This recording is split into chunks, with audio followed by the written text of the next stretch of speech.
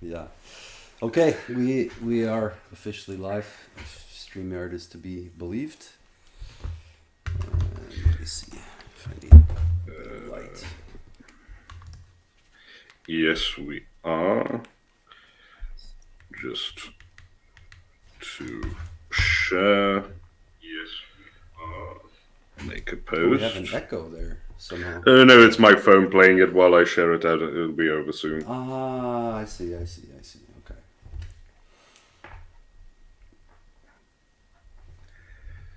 And there we are.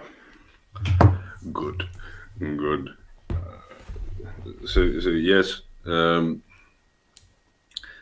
What were we talking about other than right? I wanted to make a point that one of the coolest ways you can have a name, right? Latin and Greek tend to sound cool in English in and of themselves. They don't need much help. But I still think if there's any type of word that is cool sounding, it is Greek words that end in on. Right? In Greek, it would be omega, nai, right? Omega ni, like archon, right? Yeah. They always sound the coolest. But then there have been uh, names in English butchered by removing the n. One of those is Plato. His name is Platon. Right? Ah. He should have been Platon. Huh. And indeed, in almost every other language I've heard, actually in every other language I've heard, he is Platon. Like in Serbian, we call him Platon. That's interesting. And how does that happen? Where is that because when they anglicize things, they just do whatever they want? Is that part Well, of it? English is extremely eclectic when it comes to its origins, right? It just takes in from so many sources, right? So it's got this Germanic foundation. Then there's some Celtic influence, obviously. But then most of its words come from French after the Norman conquest, but then a lot also from like Nordic languages with the Vikings, in the Northeast and stuff. So just based on that, it's eclectic. But then Yeah. it has this very unique thing that it absorbs words into itself much more so than other languages. Hmm. Especially like French. L'Académie Française is tasked with translating even slang, right? So they won't let you, as you will hear in Croatia, as here in Serbia,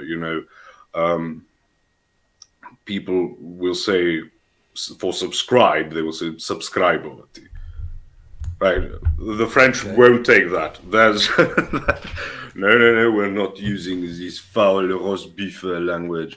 All right, they don't accept it. But so English just absorbs things, but it's very inconsistent in how it deals with Greek names. It can also be just because one of the primary ways you absorb a Greek name is you remove the typical endings of it. Right, so my name is Sava. In Greek, it's Savas, so that S gets dropped off. But usually the OS, the ES, those types of endings just get dropped. And in cases like with the words that end in an N, on, sorry. Sometimes you drop the N, sometimes you don't. So you have Solon, but he is, sort of the antidote to Draco, who should be Dracon. Uh-huh. Aristotle is supposed to be Aristoteles, right? Aristoteles. But then, you have Aristoteles, but then you have someone like I keep wanting to say Theophanes. That's not that one. But sorry, Archimedes, for example, draconian methods Yeah, exactly. called out. I thought about that. Yeah. Yes, so Archimedes, for example, in Serbian would be Archimed, right? Aristotle is Aristotle. but you see how it's inconsistent in English. So it just with some you do, with some you don't, but still, Platon sounds much cooler than Plato. Notwithstanding, of course, that in American dialects you pronounce it as Play-Doh, right? Because Right. Play-Doh. So that is one of my pet peeves with English, making names sound much less cool by removing the N.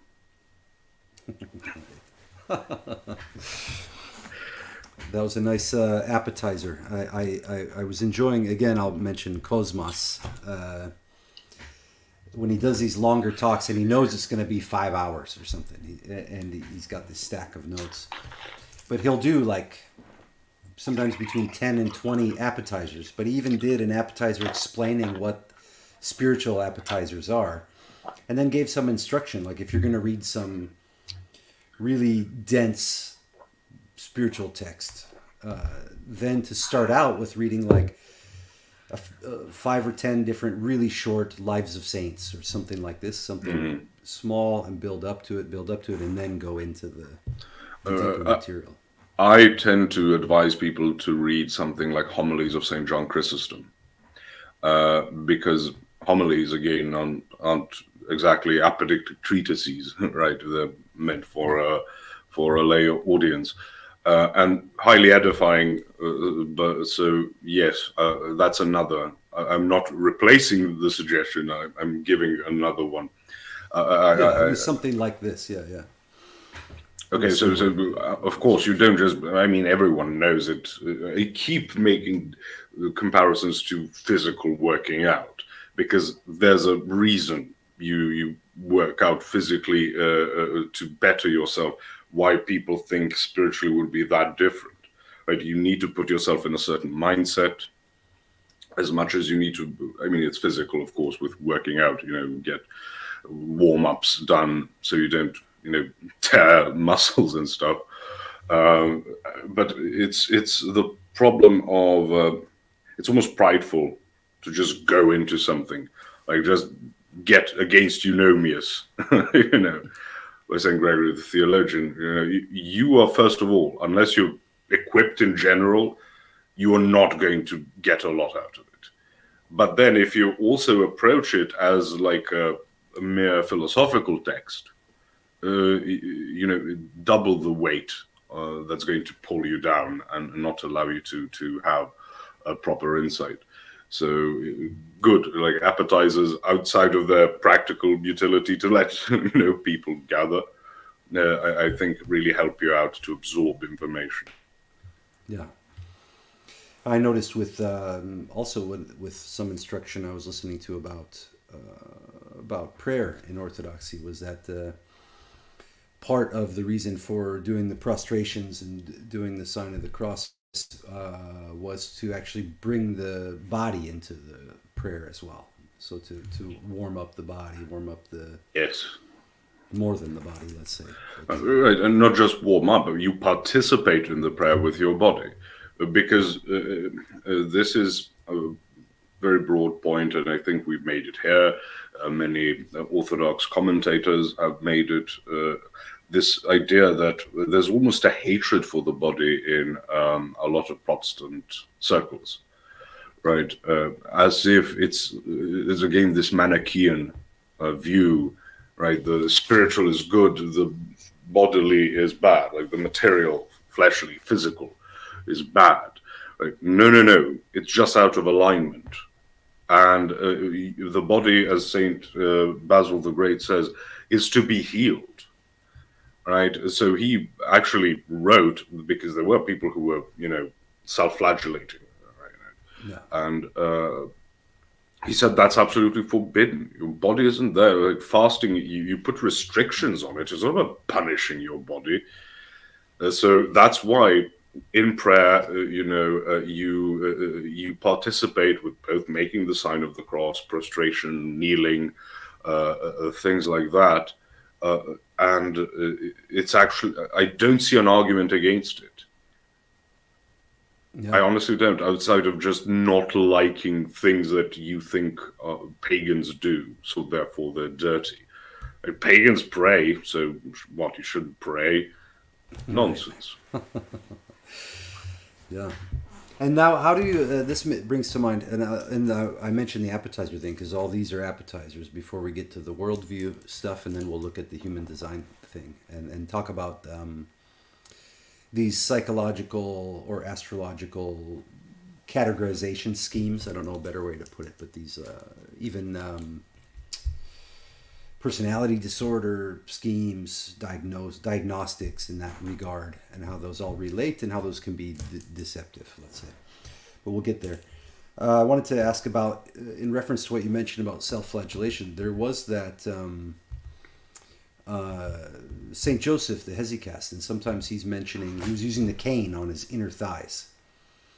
And this was along his path, as I understand it, of defeating the demon of lust or fornication. So, I can comment on that. You have people like Saint Augustine who rolled around in thorns, again to battle the demon of lust. Now, there's no shortage of works by church fathers who say that that this pleasure that is disorderly, right, that is ungodly, because there's godly pleasure and then there's the fake fake counterpart that say that there's a counterpart to it, like because you've sinned through pleasure, there's a level of not necessarily pain, but it can be emotional pain, like grief for your sins. Like that is how you basically purify yourself. Now, pain of heart, yeah. it's also almost a type of Maslowian, Pavlovian, conditioning. You sort of snap yourself out of it. It's not about hurting the body. It's like trying to get out of certain mindsets. Yeah. That does not mean it's recommended. You have stylite saints, like live on a pillar. And that doesn't mean, go find yourself a pillar and live on it and you're going to be like one of the stylites. That's not good. So the fact that we have instances of it, first of all, is not the same as flagellation. It's not an idea that pain purifies you in any way, shape, or form. It's disciplinary. So as much as you would, discipline a child, you don't knee it in the face. You sort of give a little pull of the hair, just to instill discipline. So that's where the difference is. No mutilation, pain just for the sake of pain, right? You're literally whipping yourself. It does not purify you in any way. Yeah. Yeah, and I think it's in specific context too. Where, I just saw the honorary Slav. Oh, I was thinking, what should I put there? I knew we were going to do Super Serb, so Yep. I thought it works. Yeah. Yeah. I've been here long enough now. Yeah. Very cool. Okay, yeah, that's another interesting topic, but I think that's something where Saint Joseph, for example, arrived at that place where then he was choosing that specific type of thing. It wasn't like a prescription, but something that he arrived at in his practice that made sense. And yeah, well, we all do it, you sort of smack yourself, just to sure. gather your thoughts and stuff, right? That's not flagellation. We need to draw distinctions. It's not even a nuance. It's like a completely different purpose. There's like difference between murder and killing in self-defense. It's like worlds apart. Yeah, definitely. Now, to lead into this worldview thing, I wanted to do like a basic worldview 101 because I've enjoyed a lot of the debates and then some of the talks from Jim Bob and then you and Jim Bob together. And there was one just recently. I think it was maybe it was Monday night when he talked Yes, about how knowledge destroys the the two fact of knowledge brains itself. stream. Yeah, exactly. That I was knowledge on for the first destroys. hour. Yes, that's That's Monday. right. Yeah, yeah. So I saw most of the part where you were on, and that the idea was that knowledge destroys physicalism or scientific materialism as a worldview. And before we get to that, what the frame or the context I want to put around it is a lot of people have a view of, let's say, religion generally, but Christianity specifically, that they try to dismiss it like, oh, that's just superstitious or that's just fantasy kind of beliefs, but that's not the real, the raw, the factual, So they're appealing to, I suppose, the popularity and the ubiquity of scientific materialism, as if that has somehow been shown like this is for us logical, rational people, not these religious fools. But when you get into the actual conversation, it starts to show that, at least from my view, that orthodoxy and the robust literature and philosophy and everything behind it actually is more, or let's just say it's coherent, but far more coherent than the rigid scientific materialist atheist view. So I want to kind of create a path for anyone that sees this to understand what is a worldview and how to actually start examining one's own worldview. And I suppose that might even have to start with examining other worldviews generally, because I know it's harder to. I'm guessing that it's harder to start to spot holes in one's own worldview. But it's far better to find those yourself than to have them just hanging wide open and be shocked by life when it's revealed that your worldview is incoherent and that your behavior is not lining up properly with your own worldview, number one, if it's broken, and then with a more appropriate, coherent worldview. So I wanted to just, if you want to give it some kind of 101.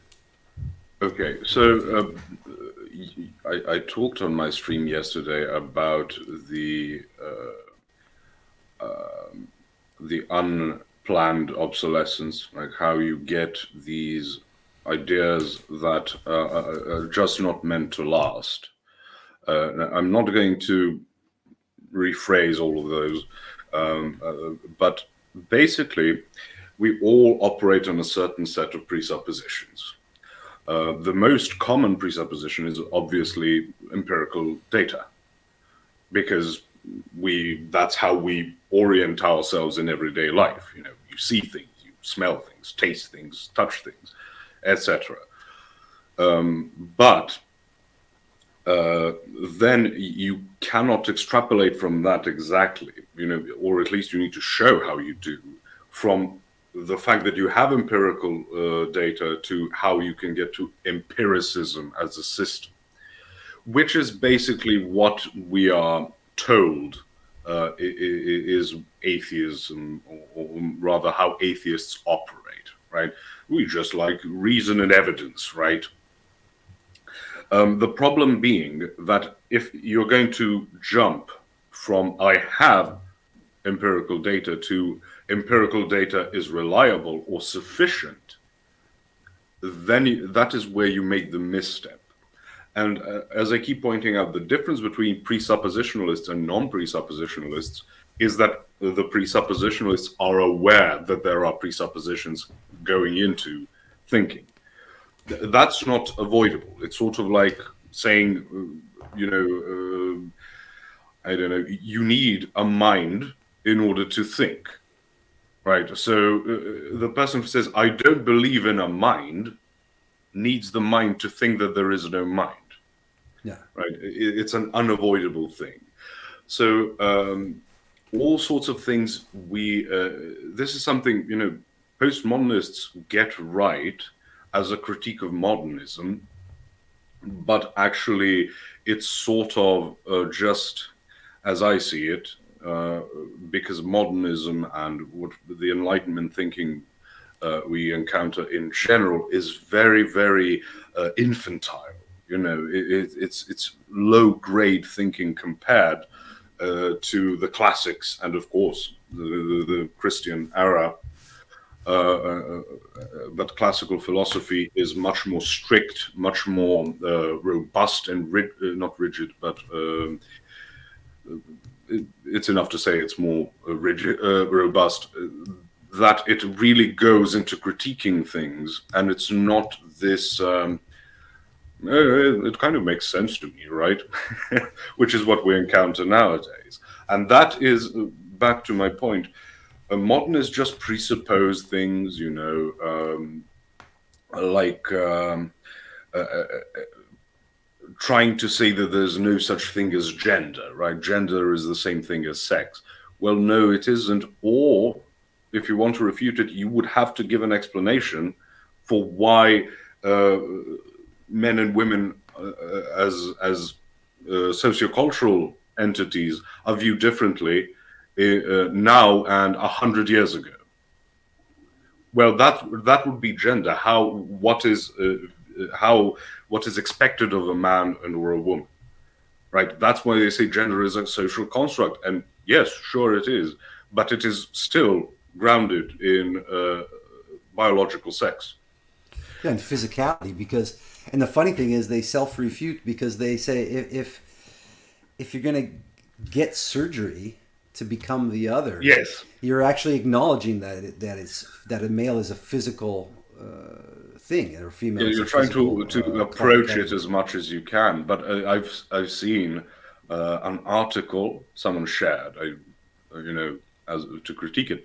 But the article said, I don't need mastectomy to be a woman. I need a mastectomy to be myself. Mm-hmm.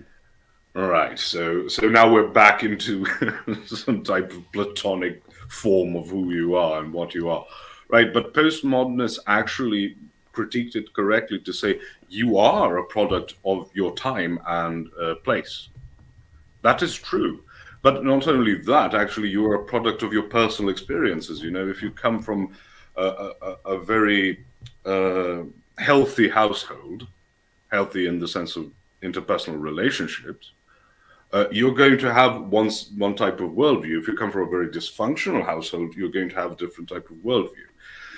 And the problem is that because people don't really think, they sort of say, like Garrett in 15th century France. There is no Garrett in 15th century France, because who you are has been shaped by where you're from, people you've interacted with, ideas you've interacted with, etc., etc. Now, not completely, because you are there is a raw material. The IQ served. We have Andrew here.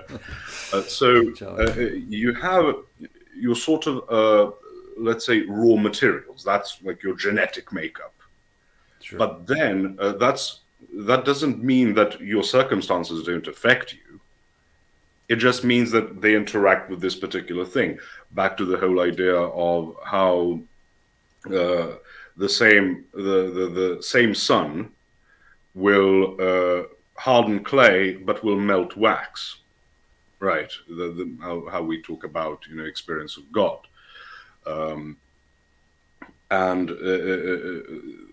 so this is the proper critique of modernism, and you will see nowadays people just grasping for things to say no, gender roles are because in our nature, blah blah blah blah blah. Almost always goes back to evolutionary psychology, which is one of my favorite things in the world. And I plan on doing a stream where I will prompt the audience to tell me whatever statement and say, why is this thing a thing? Because I've tried this with myself. Why do men prefer more curvaceous women? And then you go, oh well, you see, because when we were hunter-gatherers, always when we were hunter-gatherers, right, the glorious era that can give you any result you want. It was a sign of fertility and a sign of. By the way, hips don't mean you can give birth. Like, That's Right, exactly. Yeah, also, big breasts don't make you more fertile. In fact, having bigger breasts can be more of an imposition on breastfeeding than having smaller ones, right? So it's all nonsense. But it meant it was a sign of wealth, and that you could provide. You were healthy, you can bear more offspring. That is why. Why do men prefer skinnier women? So the opposite question. Oh, because in evolutionary psychology, and when we were hunter-gatherers, right, most people didn't have a lot of food, right? Because even to get food, you need to, exert quite a bit of physical labor. Most people were skinny, and if you couldn't, reproduce with other skinny people, you would get out of the gene pool. Just throw out nonsense, and it doesn't matter because, as I said, if you want to be a good evolutionary psychologist, don't study psychology nor biology, just study literature. Learn how to tell a good story. Yeah. Posh, Yeah, can that's you funny. ask the host? Sorry, just to read this, Posh, can you ask the host all the important questions? Why would anybody want to be an honorary Slav? Because in evolutionary psychology. Yeah, there you go. Yeah, I'll just have a little placard saying "because evolutionary psychology," and just raise it every time someone asks why this. I will answer the all-important question, but first I wanted to say that, that evolutionary psychology, it's the same as the evolution issue, where they'll just make up whatever story to fit a couple skulls somewhere or some. It's pretty fantasy based, and so in a second, let's look at that evolution thing as part of a worldview. People get really like. One woman I was talking to just at the river, the Drava beach a couple weeks ago, was like, "You don't believe in evolution?" And I said, "You know what? Believe is a very key term here.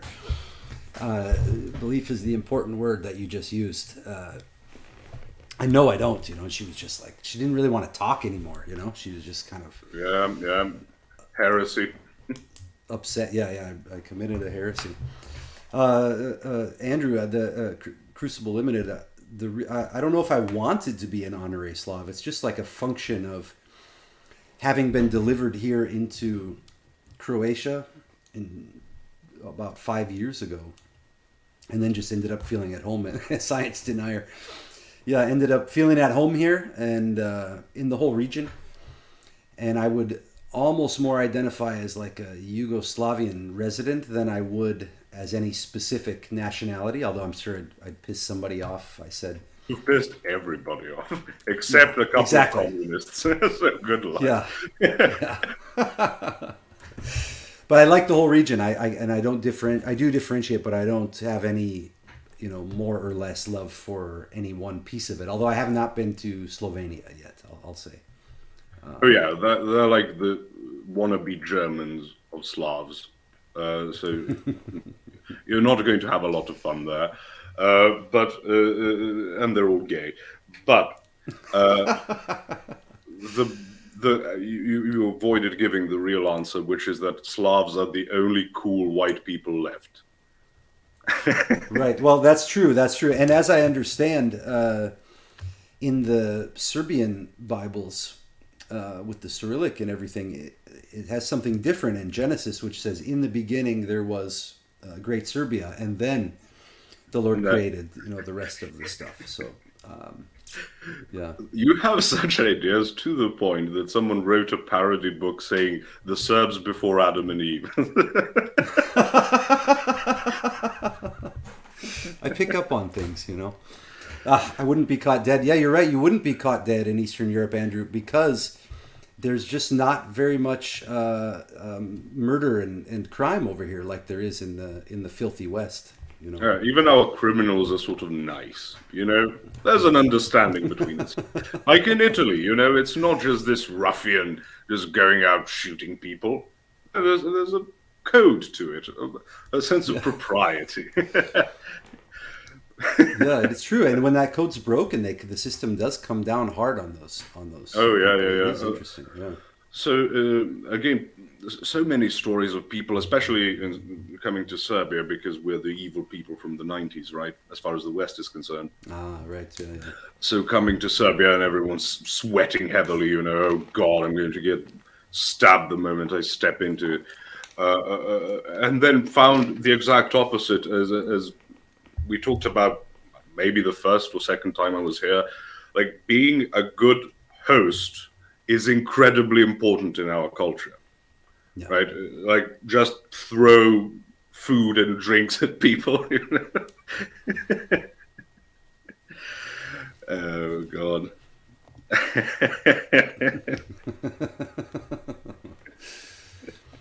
There are ships still, I think, but yeah. Oh yeah, you could get. Well, he would have to go to get to Europe, so he would have to go transatlantic and then into the Mediterranean all the way to us here in the Balkans. Again, sorry to all the Americans here for mentioning geography. Uh, but, but we shouldn't get too carried away. We were talking about evolution. Yeah, yeah. So yeah, yeah. It was a fun derail. So all of this was, another Yeah, yeah, it's tangent, but great. it is. It's nice to see Andrew on here. So let's talk about worldviews. Let's talk about evolution and just generally. I know it can get pretty deep with this stuff, but evolution and Big Bang, which are kind of usually tied into that one scientific materialist worldview. Oh, but before we get there, I wanted to ask, because I've heard you and Jim Bob both mention when you're looking at worldviews to try to simplify it, you look for a starting point. Now, I don't know if I completely understand that idea, but how many worldview starting points are there if we really boil it down? Because the idea is that people think there's a million different worldviews, my truth, and all this kind of stuff. But as I understand it, there's actually very few. Most extrapolate into nihilism if they're broken. Yes, but I'm not sure if you mean like metaphysically, right? Because it almost always boils down to some type of monism, which is what you have to get with those. But I can't remember actually all the categories right now. But there's basically only a couple of starting points you can get. And the most common one is a type of monism, right? That all is one giant thing, right? With Yeah. the distinctions in it would be virtual distinctions. And that is what you get with atheism in what I keep saying, universal mechanistic materialism, Okay. because it is, as the term says, universal. So it means literally all encompassing. It's not general, it's universal. Mechanistic because it all operates on we can say laws of nature, right? Or laws of physics actually, and it's materialism because it's all matter basically, right? There's a whole debate on what's matter, what's energy, because no one actually knows. But it's all just physical. How can we say non-sentient? I'm not even sure what to call, how to simplify it more than matter. It's just physical components interacting with each other in accordance with the laws of physics, and that's all it is, right? So if you're going to try, and then as we were on Monday trying to reviewing Jim Bob's interaction and Andrew's actually interaction with Doug Pinecreek, all right? Sort of this lack of consistency in saying, well, you are just an outworking of this mechanism. To distinguish yourself from any other type of mechanism is just wrong. And if you try to do it actually in your worldview, you are just the outworking of a mechanism that produces the thought, right? This output of I am not like other mechanisms. I can appeal to my own consciousness because consciousness would have to be metaphysical, right? Because it cannot be physical. If it's physical, it's again in this area of being determined by interactions of parts of the mechanism. And again, sorry for not being able to recall. I never am able to recall which exactly are the starting points. But back to our idea of evolution, it is again a monistic worldview.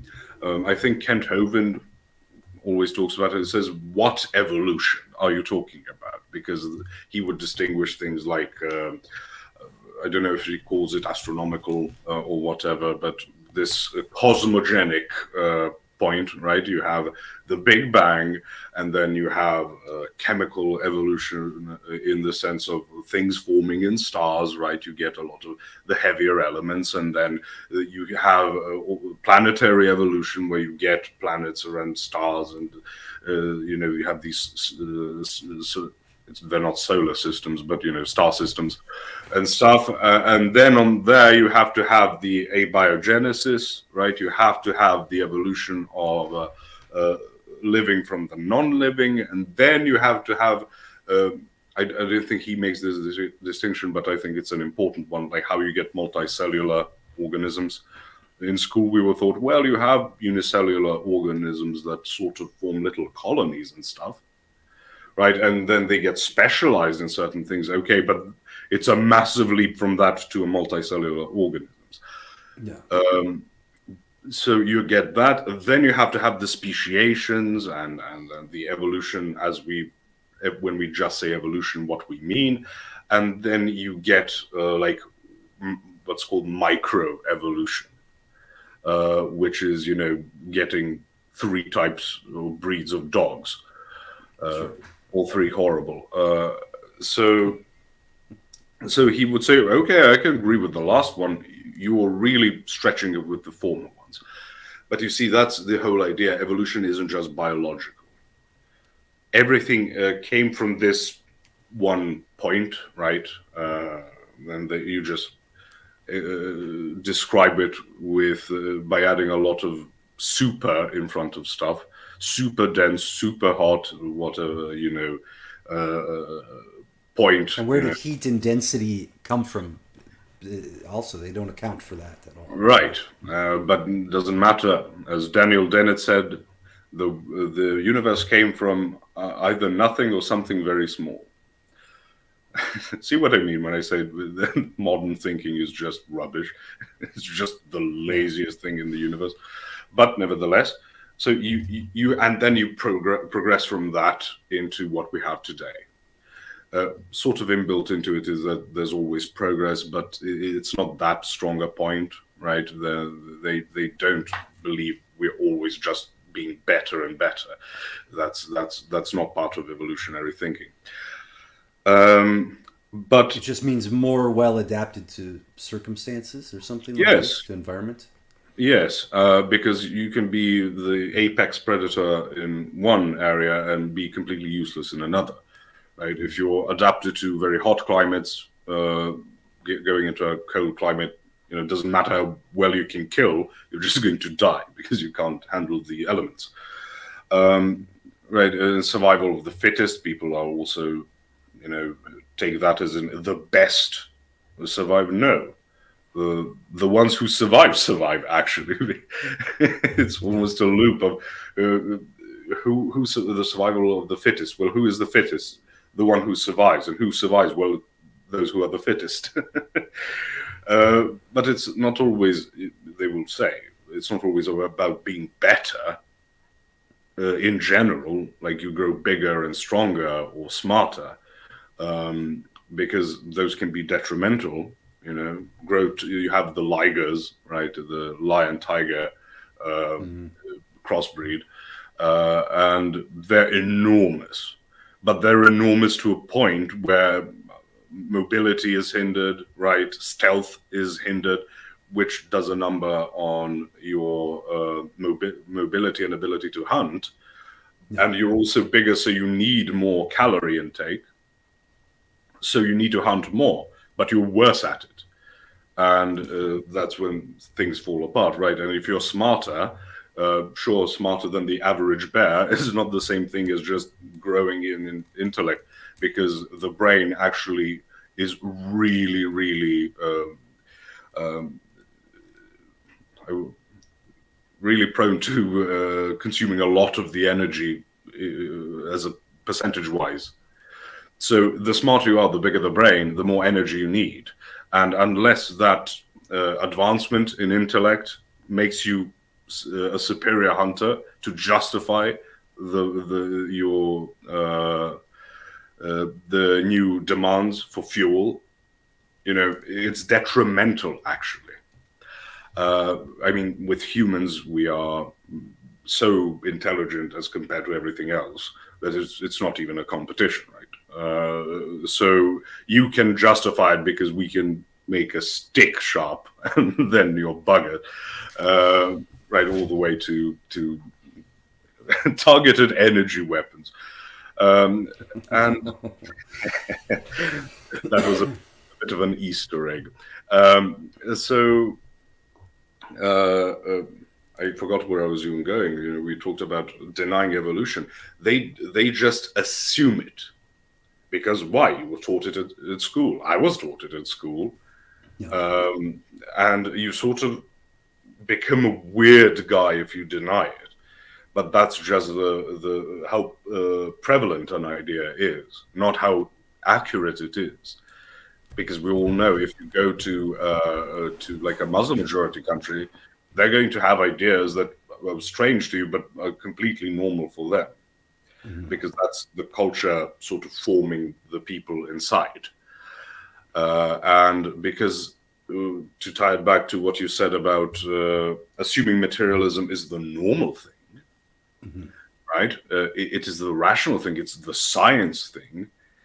Well, science is supposed to be what they say. Methodologically, it's supposed to be materialistic, right? Not ontologically. You don't have to be an ontological materialist to be a methodological materialist, because if you're trying to see how something works, you don't assume there are little, ghosts inside doing stuff. You assume it's all mechanistic, and then you try to figure things out. That's methodological, right? But with that, if you're trying to say everything is methodologically materialist because you are an ontological materialist, which atheists are, you actually then have to justify every step. Because if you, as I said, if you can show that you cannot evolve, I don't know, birds from reptiles, it's over. Doesn't matter how you can calculate how you can get mammals, the mammary glands from sweat glands.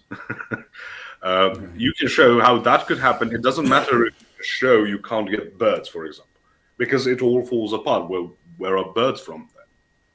So that's why it's so important that even if you can have a single animal incapable of evolving, the entire system collapses.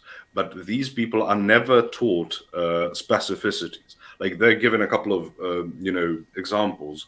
The famous one, like you've got this moth, and you had the dark and the light ones, and there was a factory nearby, so the trees started accumulating soot on them, and then the lighter ones became more visible, and the birds would pick them first.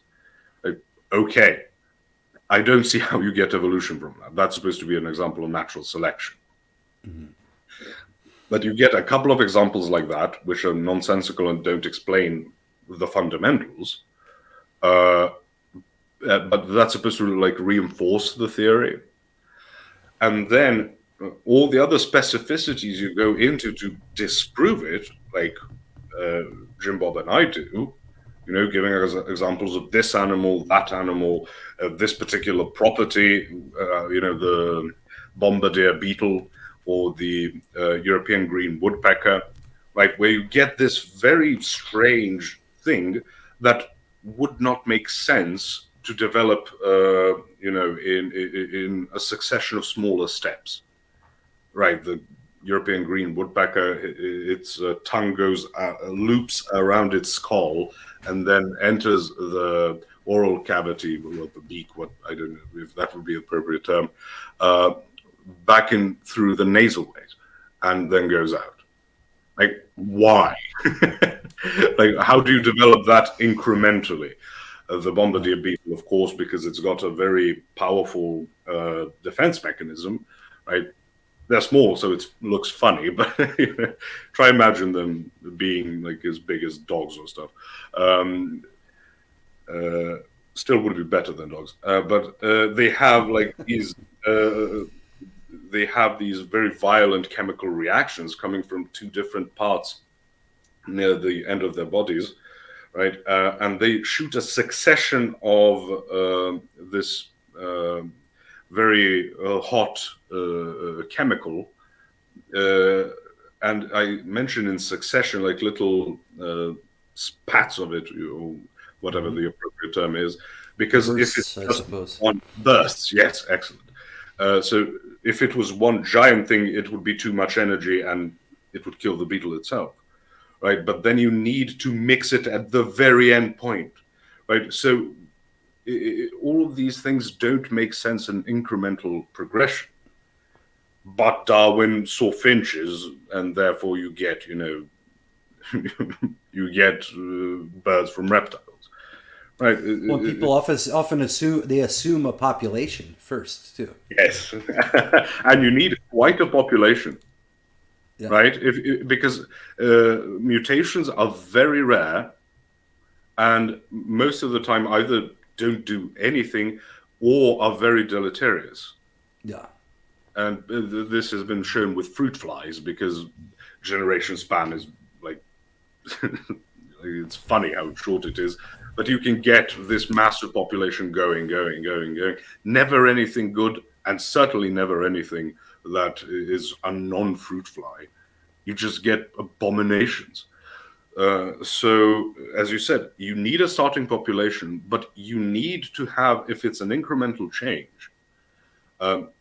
you sort of get a conflict because, okay, so this new offspring in the population gets this mutation. And it's a very small one, so it just pushes just a little bit because big changes are going to require also a lot of, genetic changes, it could easily prove problematic for breeding later on. So you need the small changes. Okay, so you also need to have that animal transmit that effectively for the next generation to just maintain it, let alone, progress. It doesn't progress in the next generation because now you need a population of those and one of them to have a new beneficial one. So more than one. You need more than one even because you need a male and a female for most species, unless it's like certain plants or asexual. Fungi, whatever. But otherwise, you would need at least one male, one female breeding pair for any new species that emerges. So it's like, right? But they would say it's because the changes are incremental, right? You're going to get like a small change, and then that grows in the population. Then a small change that grows in a population, up to a point where the species is not like step one, step two, but you have like 1,000 small steps, and by the end of it, you are now a new thing because these have accumulated, and this first one, is the population, the original one. So that again, it is a problem of transmitting it, and that's a critique of punctuated equilibrium. Which is saying you get a lot of changes very quickly in a single, generation or something, which again is purely theoretical, never shown to have. Which is I thought we were doing science, right? You're supposed to show it, but again we are very off topic. No. This ties in. This all ties in because. What it came to mind was that with the presupposition of evolution and mechanicality or scientific materialism, this leads us to psychiatry, psychology, at least modern astrology, is influenced by it. Now, I don't know all the history of astrology, prior to the kind of pop psychology versions of it. Let's just say that ancient astrology wasn't about whether you will have luck in getting a mate this week, and then you read it in a magazine or whatever. So Sure. That's not how it works. But I see what you mean. I see what you mean with modern ones. And so, yeah, we get to these categorization schemes. And then in psychiatry, generally the presupposition is that everything is physical. And then the base claim that I've heard repeated a million times for the justification for the let's say, mass drugging of society. And it's massive. Those numbers are crazy when you look at them, at least to me. Do you mean just medication, or do you mean like including psychiatric things meds?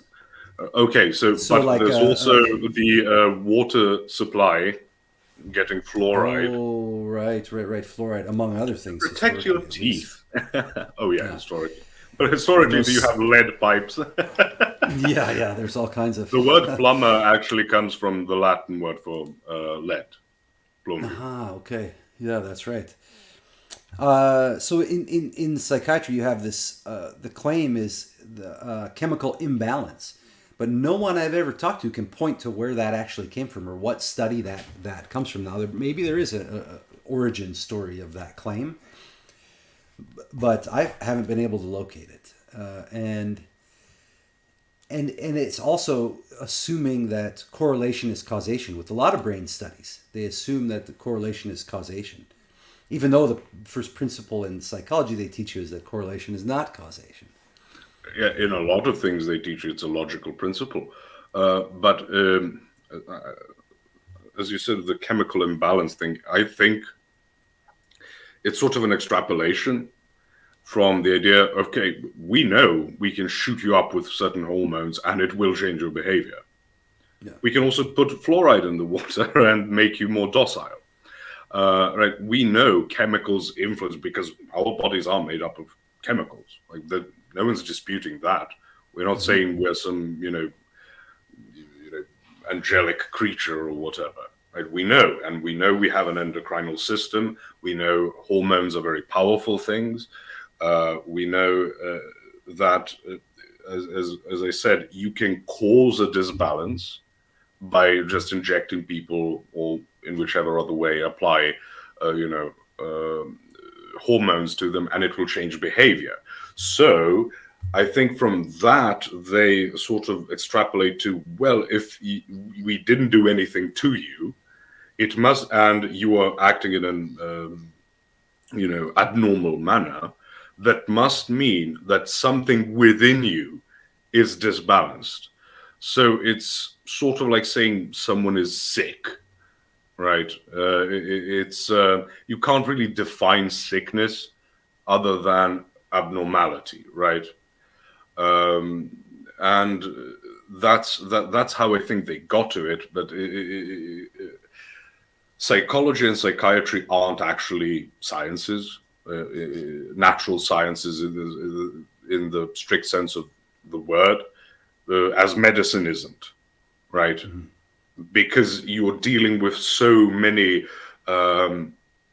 unknown values and changeable values and things like that, and you're sort of mucking about, trying to figure out what's going on. That's why you have the reproduction crisis right now, especially in things like social psychology and like where you figure out, oh, we don't know what individuals are like. Let's see what collections of individuals are like. But you can't really replicate things, and it's not a hard science. It's more guesswork and doing your best. I don't assume psychiatrists and psychologists are all scam artists. No. But it's really just shooting in the dark. Yeah, and the origins behind at least the original DSM, the guy who was in charge of organizing it, putting together, he said he just let everybody, the doctors who showed up, put in whatever listing they want. They just built it out of whatever anyone wanted to add, and then later they just kept building on that foundation. And he said his commentary on it is that it's way out of control at this point. That it's Yes. Whenever we it's get treated as a source text, it's treated as canon. Yeah. Just throw it in. But it's interesting how every time you go to the foundation of something you figure out something has gone awry. I'm currently thinking of things like John Money and what's his name, the entomologist. Oh goodness. Never mind. Let's someone similar to John Money. John Money. I don't know this one. Oh God. I'll first tell you a meme about it because it's glorious. But if any of you are suffering from too much sleep and too little hatred for humanity, Google John Money experiment. And there was this meme I saw with the Doge, characters. And it says, "Oh, how did John make so much money? Well, he found a method to earn a lot of money. For more information, Google John Money experiment." And it's one of those things like forcing children to sexually interact with each other, and that's about all I'm going to say. Man. And it's just sick. The other one is McKinsey. It's the sickest thing in the world. Like an entomologist is establishing. For those who don't know, entomologists are people who study insects, from Greek endomo,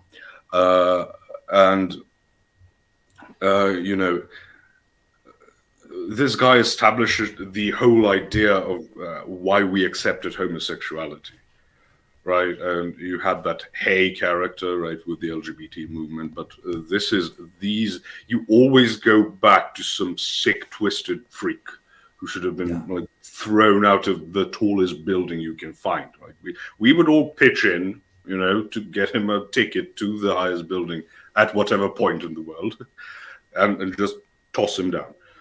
But nevertheless, it is science technically, right? And it's all materialistic, so we can't blame him. He's just evolution. Skinner too. Oh yes, Skinner, the Skinner box, and him starving pigeons and cats and stuff. And then he had babies in the box too at some point, right? People were giving their kids over or something like this. That's crazy. I know. And the baby Albert thing, that one. I don't think that's this one. Baby Albert. So it's this baby that they would. I'm trying not to mess up the order in which they did it, but they had this baby, and they showed it like a white mouse, and the child was, it was curious to the, classic lab mice and rats, stuff like that. And then they would show it the mouse, but when they show the baby the mouse, they play like a scary sound, like a sound that would frighten the child, to create an association. And so then they would stop, it's like classic Pavlovian, ring the bell food to the dogs and stuff. But they created a trauma in this child to the point that whenever it saw something vaguely fur-like and white, it would freak out. Right? So I mean, that's quite a step down from what we were talking about before that. But it's it's still so horrific, to what they do to human beings. And then we're supposed to have the idea, oh no, it's science, it's just good, honest people seeking the truth. Meanwhile, scientific ethics are a thing, not a particularly effective one. But again, this would tie into the whole, well, why is this wrong? And they would then appeal to ideas like, oh no, individual human rights. Oh, that's scientific as heck.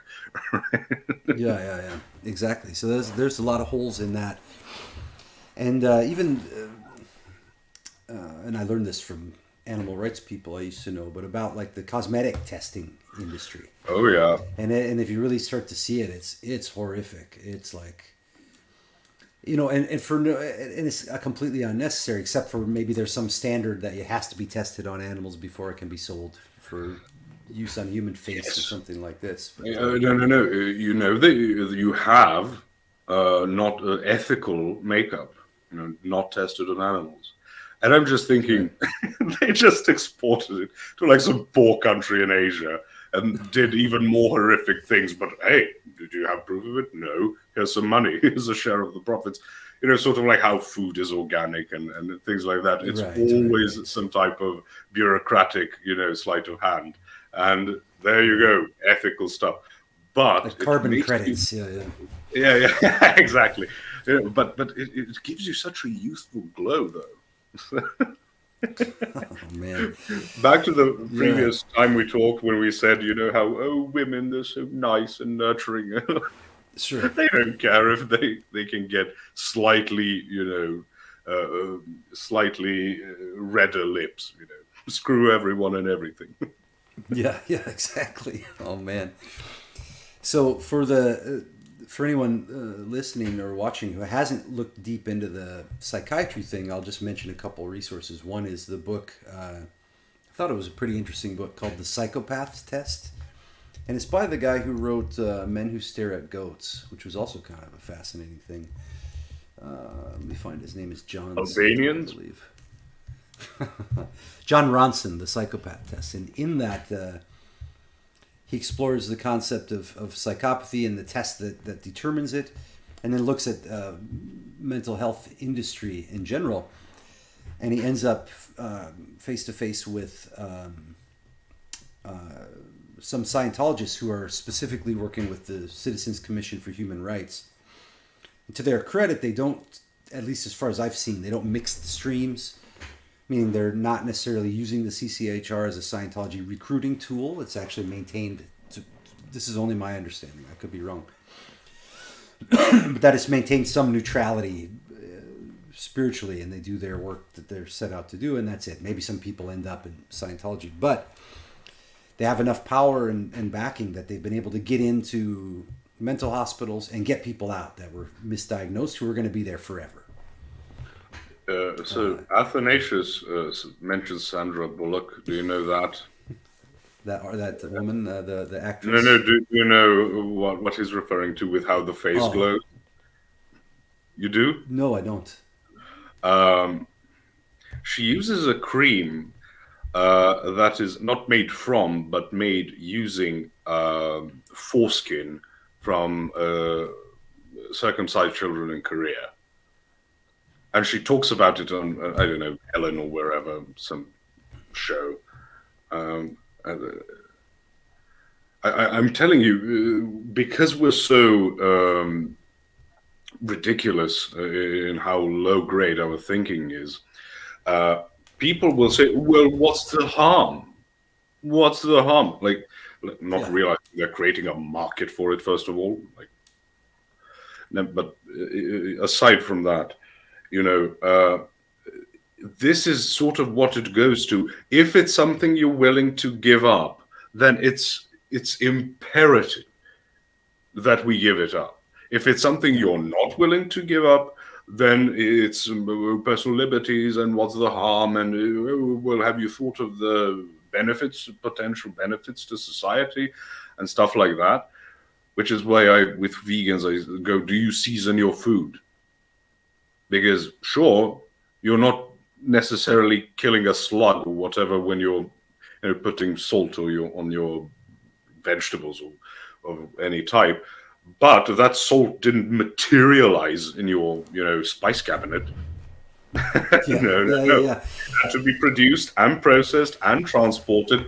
All of that killing insects, and if you're talking about sugar, then it's not just taken out of the sea or a mine, right? You need either the beets, the canes, and stuff. So it's agriculture, and agriculture requires a lot of pest control.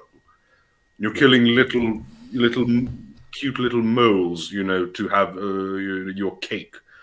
Well, and you have like companies like Dole doing pineapples all across Hawaii, just devastating mass amounts of biodiversity, blah blah blah. And Well, yeah, through the South America, Colombia, all this. Oh yeah. Like people think of agriculture and they just think of like a farmer, with a hoe, like tilling his soil. Right? No, it's giant machines just consuming everything in their path. But again, we won't go into that. But I just wanted to. Yeah. Well, it relates. If we zoom back out to the worldview level, it's these broken worldviews that allow people to start to justify all kinds of heinous behavior on a personal level as well, but also on that interpersonal level, without much awareness or thought behind it. So the broken worldviews don't give you some way to something to aim at, some way to guide your behavior, some kind of ethical approach to life that actually makes sense. That means that it's coherent and that when you're violating it and when you're not, and you're not making excuses about it. Not just making up ad hoc excuses like you and Jibab have talked about a lot, that people do things and then they make up a justification system. Because what I also talk about a lot is whichever part of your thinking is the part you can toss in, whichever moral question and get any result you want. We talked even about that even during this stream. But yesterday on my stream, I mentioned, the objectivist idea of rational self-interest, and that a lot of weight being pulled by the word rational. Because if you just say self-interest, it means literally whatever you feel like doing. But if they say rational self-interest, that word is where you can use it as a bin to toss things you don't like, and this spice cabinet for the things you do like, right? Because you just classify things you dislike as non-rational and things you do like as rational. So there you have it. But it seems like it's a very rigid, and rigorous system, right? We are analyzing things based on reason and rationality, and you're not.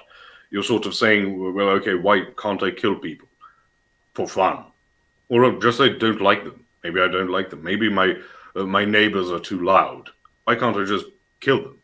So, well, no, because you wouldn't want to be killed yourself. Well, sure, but it's not a hypocrisy to say I would kill others but not have them kill me. Sure. Because one is me gaining things, the other is me losing things. And it's not rational to lose things. There's some simple proofs of that fact is that some beautiful woman, scantily clad, walks by and a bunch of guys get turned on. They didn't sit there and go, oh, well, there's a woman who's of proper birthing shape, as you mentioned earlier. Therefore, now I will feel desire for her and I will push it through I'm my to redirect some blood. Yeah. Out of the fodder, right? Right, exactly. That's not a choice or a rational. Maybe there's some choice in there, but it's not a choice. It's something that occurs. You choose what you do with it. That's also the Orthodox teaching. Like, you don't generate thoughts; they don't just come ex nihilo. You experience things and then you decide what to do with them. And it's also a thing we talked about, being formed by your environment and your actions. Athanasius, it's evolution. But that's the thing. I'm just evolutionary programmed to start just whacking off furiously on this public beach. Because look at all the scantily clad women. But they would say no, that's not rational. That's not reasonable. it doesn't matter if it's not rational or reasonable, because even when you argue with libertarians, like, it's not about whether you agree with it, but how do you justify implementing force to stop someone from doing it, right? And then they all of a sudden, oh, will someone think of the children, which is what we, the horrid statists, get accused of doing constantly, right? Why can't people masturbate in a public park? And everyone's had a debate like this with a libertarian. Maybe not a park, but it's something like that, a beach, Sure. Near a school or whatever. They say, oh, but there are children around. Okay. Does that justify bringing in the force of the state? Damn it. I don't agree with you whacking off in public, but I'll die for your right to do so. Oh, man. Right. Now, some maybe Chairfolders United can start patching together some of your phrases here for a real winner. Making YouTube shorts and get me kicked off immediately.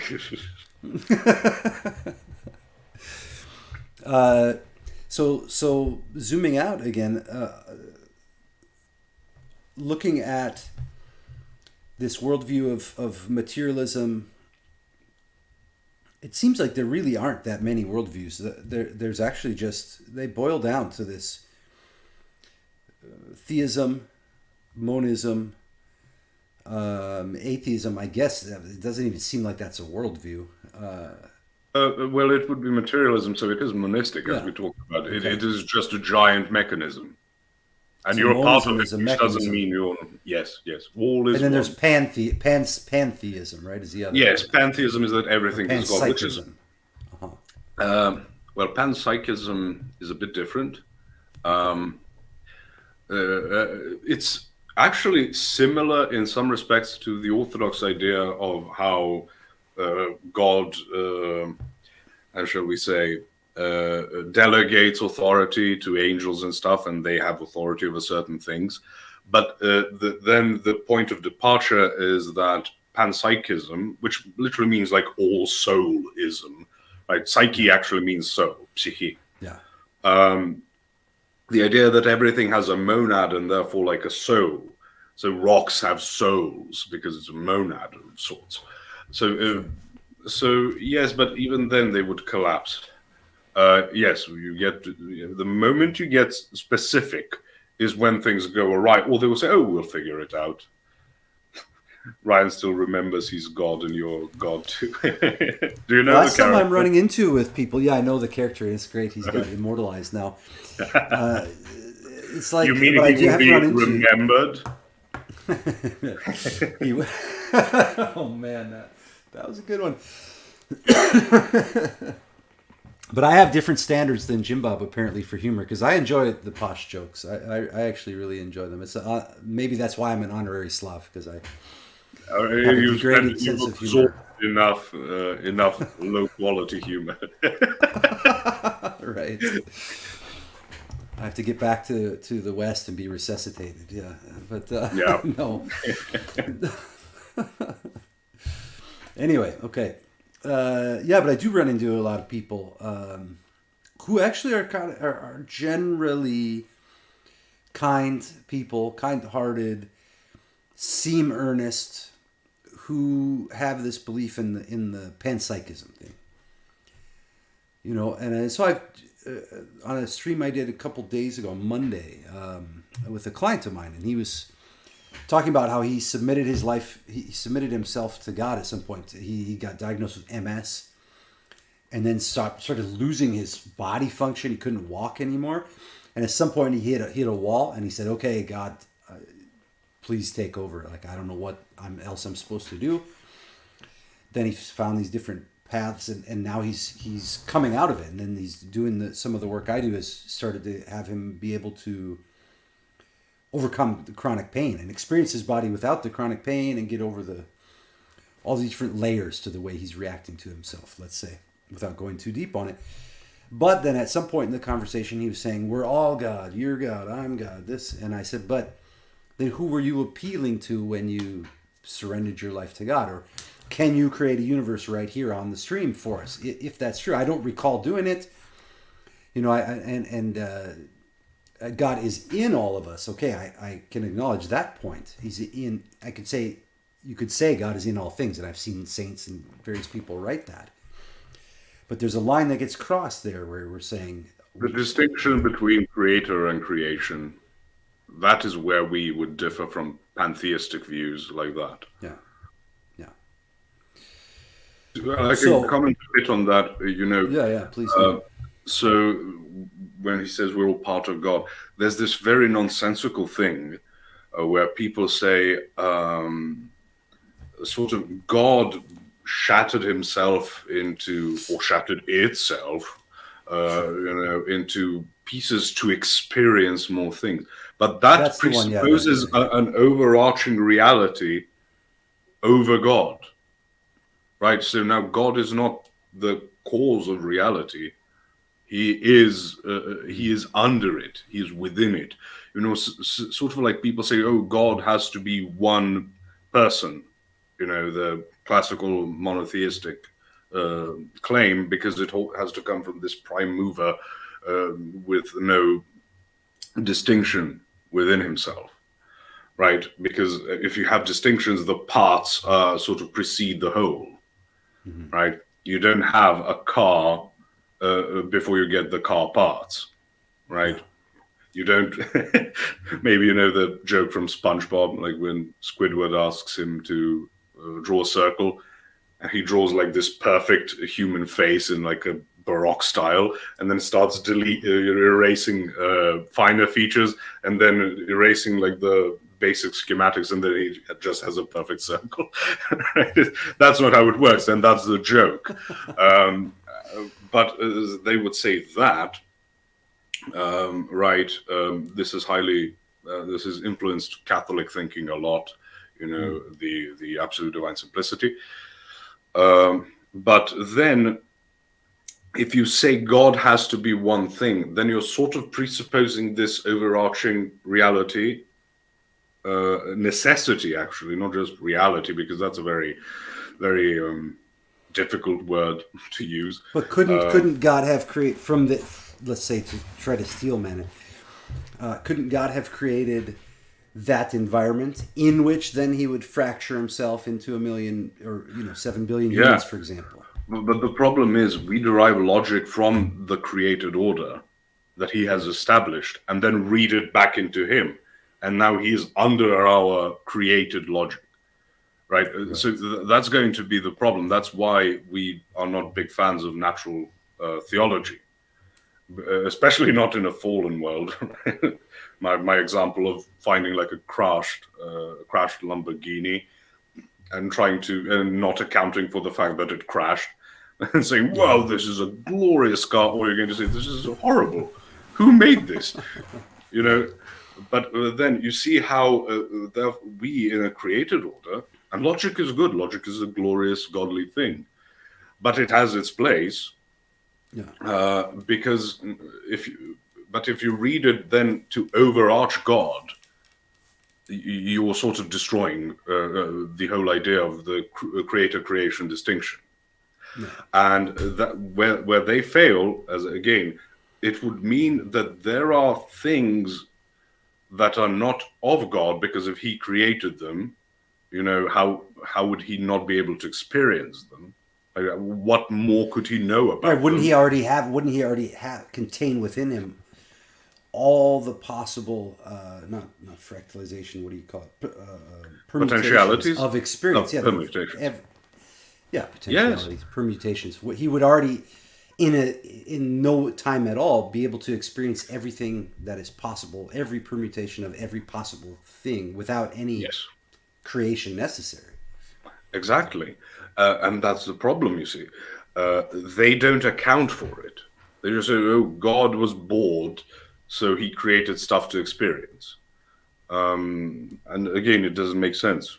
I don't know. We can't even compare it to we make something ourselves, because you cannot say I can be the best, programmer in the world, right? I can still program a game and then enjoy it. But that's because I am a limited created being, right? It's not comparable to saying, because they can say, oh, it's like you programming your own game and then playing it. No, it's not. Yeah. Because now you're reducing God to a created, limited entity. Exactly. Who's not omnipresent and Omniscient. omniscient and all this, which would again mean that he already experienced the game, the playing of the game, the creation of the game ahead of time. Yep. Okay, that's interesting. Okay, so hopefully people have something to run with all this stuff. This is great. Then I'm pairing it with my approach to the undoing the body stuff, the undoing of the chronic tension. I like the term living rigor. The body. I learned that from a chiropractor. Living rigor that he found when he was working on people, that there were muscles that essentially had dropped into rigor mortis, but while the person is alive, while the tissue is still living, and then he would encourage Rigor Vitalis, we can call it. Yeah, there we go, Rigor Vitalis, and that it would go that the life could be brought back to those armored pieces of muscle. So I essentially do that with people. But then I realized, well, once you get a bulk of that stuff out of the way, there can still be holes in the worldview that are leading back to, which correlates to tension in the body, because you're going to have cognitive dissonance, and then the body becomes tense, defending itself against defending worldviews. So then I realized, okay, it's nice to take this stuff into a place where people can start undoing, because I'm not promoting a new worldview. I might mention the one I've chosen, but I find it more useful to attack or undo. I'm not saying you're going to get the flow state, you're going to be a superhero. No, you're just going to get rid of the tension that you're carrying around and get rid of some of the fake suffering, I call it. The fake suffering that you're going through just because you are staying inordinately tense and then have a bunch of crap in your mind. So I'm here just to get that stuff out. Same with the wrong worldviews. And I trust that the truth remains the truth. I don't even have to trust it. That's what truth is. And that when we dispense with enough of the false, the truth starts to become obvious. It's not obvious, like take it for granted, but become revealed. It starts to become, you start to see what's actually there. The interactions become more direct, right? It's not you got something by accident, being correct by accident. And this is what we talk about prelest in orthodoxy. So the most dangerous form of rigor vitalis is hardening of the heart. That's funny and actually quite clever. That's nice. Yeah. So yeah. That was. And how would you say rigor? How would you say what's a Latin for worldview? If we said rigor prior to it. Oh, worldview.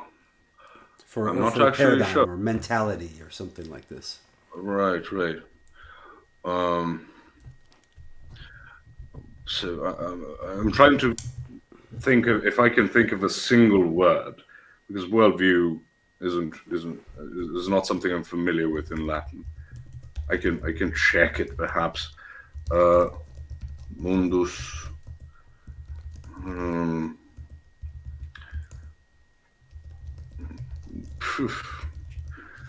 Like Mundivision sounds like some horrible like European concert, like what do you call it, music nonsense. Okay, paradigma or something. So paradigma. It can't work exactly like that. No. Paradigm would be paradigma. I'll think on it, because you can't just say. This could be a fun thing to have. Usually it's enough to put it in the genitive singular. So, but I'm not happy with it. I'll have to figure out how to turn it into an adjective. Let's come up with a term for that relates to the rigor vitalis. I think that's an interesting thing, because people can become spiritually cold or dead when living within a worldview that leads towards nihilism. And Yes. I've seen it with a lot of Protestants. They start to get like, what is all this about? They're like, this can't be the truth. And then they don't know where to turn or what to do. Because of an innate, almost prosperity gospel idea, Yeah. right? They think of being blessed as being prosperous. And there are multiple words that are translated as just blessed. Right? The usual one we get is Makarios, which is just the same sort of state of, like you would have with the ancient gods. They're just sitting there drinking divine wine, or like the Islamic idea of heaven. Just have all your needs satiated constantly at an enormous level, right? But we're talking about needs, not spiritual ones, but rather physical ones. But then you've got other ideas of being blessed. So what were we on about before we got into the linguistic part of it? Oh, we were mentioning the Protestants. So let's talk a little about nihilism, and how most broken worldviews extrapolate to that. How does that? Yes. Can you trace that path, like in a simple way? Well, the simplest way is you have no goal, essentially. Like nothing means anything. As in Orthodoxy, we are created beings. Our goal is theosis, right? Becoming more like God. By participating in his divine energies, right? His grace, his love, his mercy, and everything. But the idea behind it is that because he is infinitely good, there is no point at which we would stop. That, oh, okay, I've maxed out my godlike stats. So that's sort of the ultimate, like, satiation in having an unfulfillable goal, because there's endless progress, right? When we say we should be like Christ, we know we cannot be Christ or on his level, but we can always come ever closer to it, right? You can have the idea of mathematical ideas, to present as analogies. But as I'm saying, you can never run out of purpose. But if you are, let's take atheism, you are just matter. Ultimately, you can even get to the point of being like a biological robot, right? But you're still there. There is nothing to do. Everything you do is of the same value. There is no way to differentiate moral purposes if you're rigorous, at least in your thinking. You don't just, try to appeal to. I see a lot of them going to Nicomachean ethics, right? Aristotelian ideas. Like, well, Aristotle was an ancient mystic, so tough luck trying to get him to get you to materialism. But that is when nihilism kicks in. What's the point, right? Nihilism from nihilo, nothingness in Latin, or nihil. What's the point? It's the same thing to have a lot of children. You have the traditional family structure, right? Traditional Christian family structure, which I should add. You have a lot of children, you're on a homestead or whatever, everything's working out, you're all healthy, and then you die and then there's nothing. So you have to so it doesn't matter if you compare that to just sitting around playing video games all day. Drinking, doing drugs. I know how it is myself. But nevertheless, you ultimately there is no point.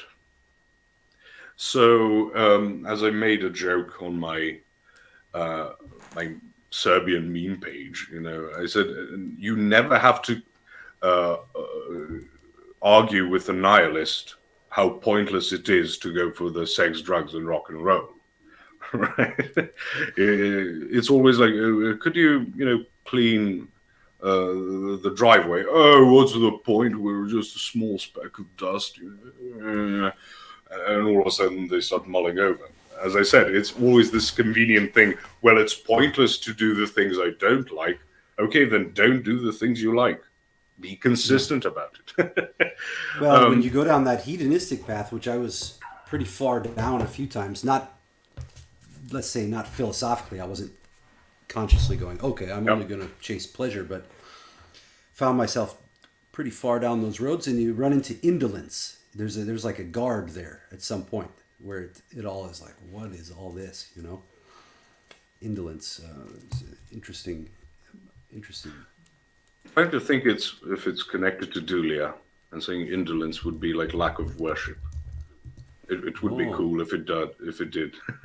But that's they're calling it avoidance of activity or exertion or laziness, but actually I think it's to me it's a result of hyper pursuit of pleasure, that the receptors almost burn out.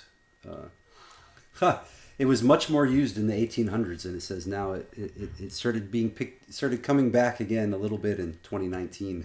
Okay. It's usage. Yeah. It's not from dulia, which is disappointing, but yeah. Indolencia.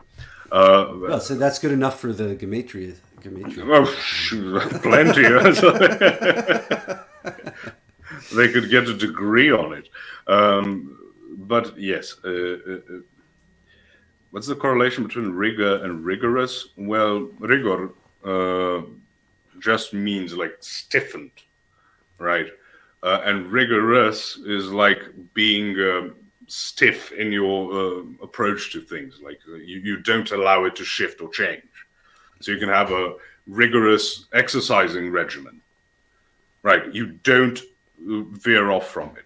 So it's a stiff, it's hardened, and it doesn't change, right? As opposed to, I suppose the opposite would be like a plastic, right? So in the classic sense of the word plastic, like things you shape and stuff. So plasticity would be opposed to rigorousness. That's the correlation. But what were we talking about? Yes, how worldviews end up like that. When you mentioned the pantheist person you were talking with, like, what is the ultimate point? Well, there isn't any ultimate point. Mm-hmm. Your ultimate point is, oh, we're all God. Okay, what does that mean? Well, it means nothing, basically.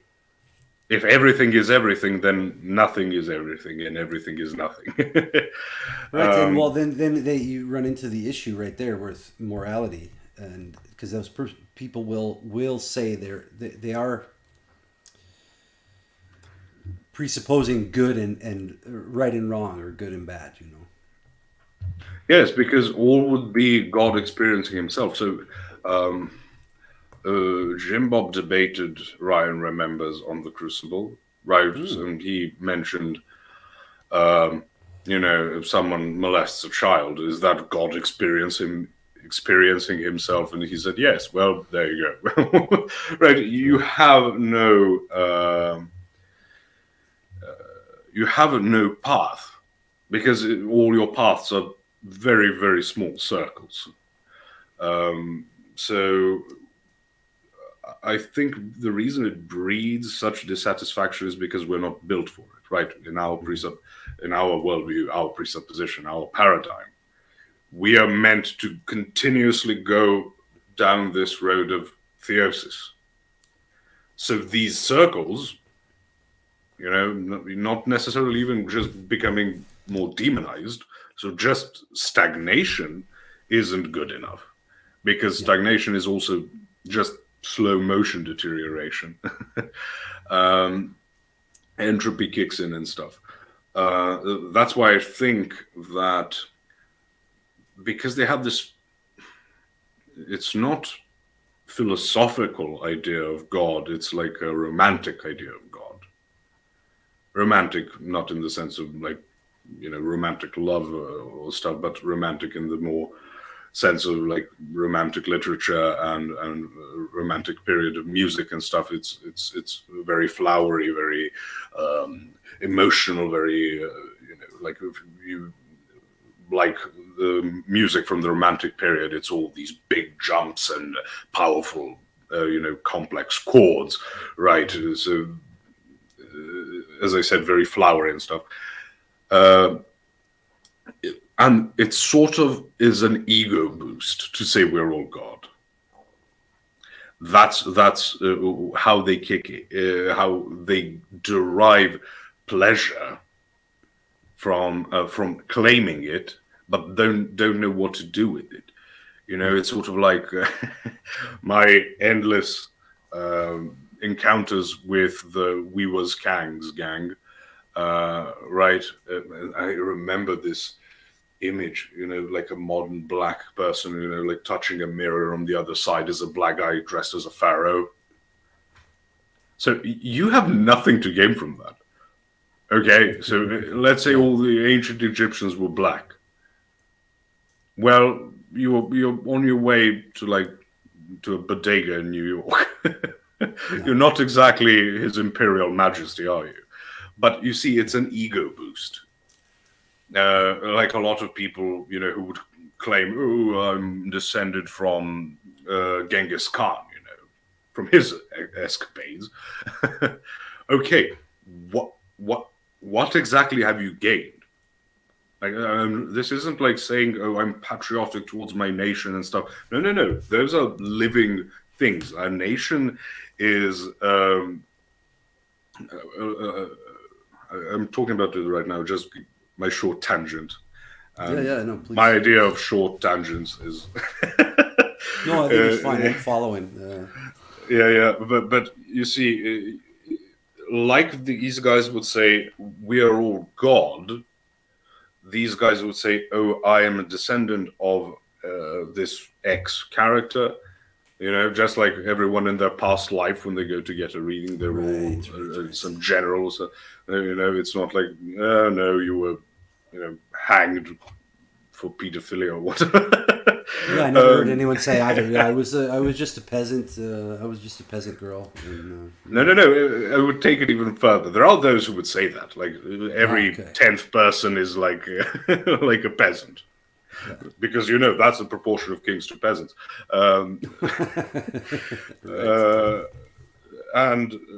but to sort of gain credibility, not everyone was awesome. But I say, how do you know? How is no one? Oh, you were Jimmy Savile, in your past life. Right. You're just the most horrendous person imaginable. It's always an ego boost. And I think that is why they want to accept it. Again, nothing is gained. Nothing can be concluded. You can't even show it or prove it. I suppose you could prove that you were a descendant of someone with, 23andMe. Yeah, that's right. If you, Bill Burr made this great point. Why don't you just go and help them build your robot replacement? And in pantheism, I think, as you mentioned with indolence, you sort of fry up your systems. Oh, I'm poor and everything, but I'm as much God as the, Jimmy Buffetts of the world. Not Jimmy Buffett. Warren Buffett, maybe you mean. Jimmy Buffett died recently. Buffett just died. Yeah. Yeah, I actually really liked. I really liked Jimmy Buffett, as cringe as that might be for people, but I did enjoy it. I got a lot out of his music. Yeah. I know his Margaritaville song, and but I know of him only from South Park making fun of him, and there are others making fun of him. But I found out about him. He did a collaboration with Alan Jackson on the song "It's 5 O'Clock Somewhere."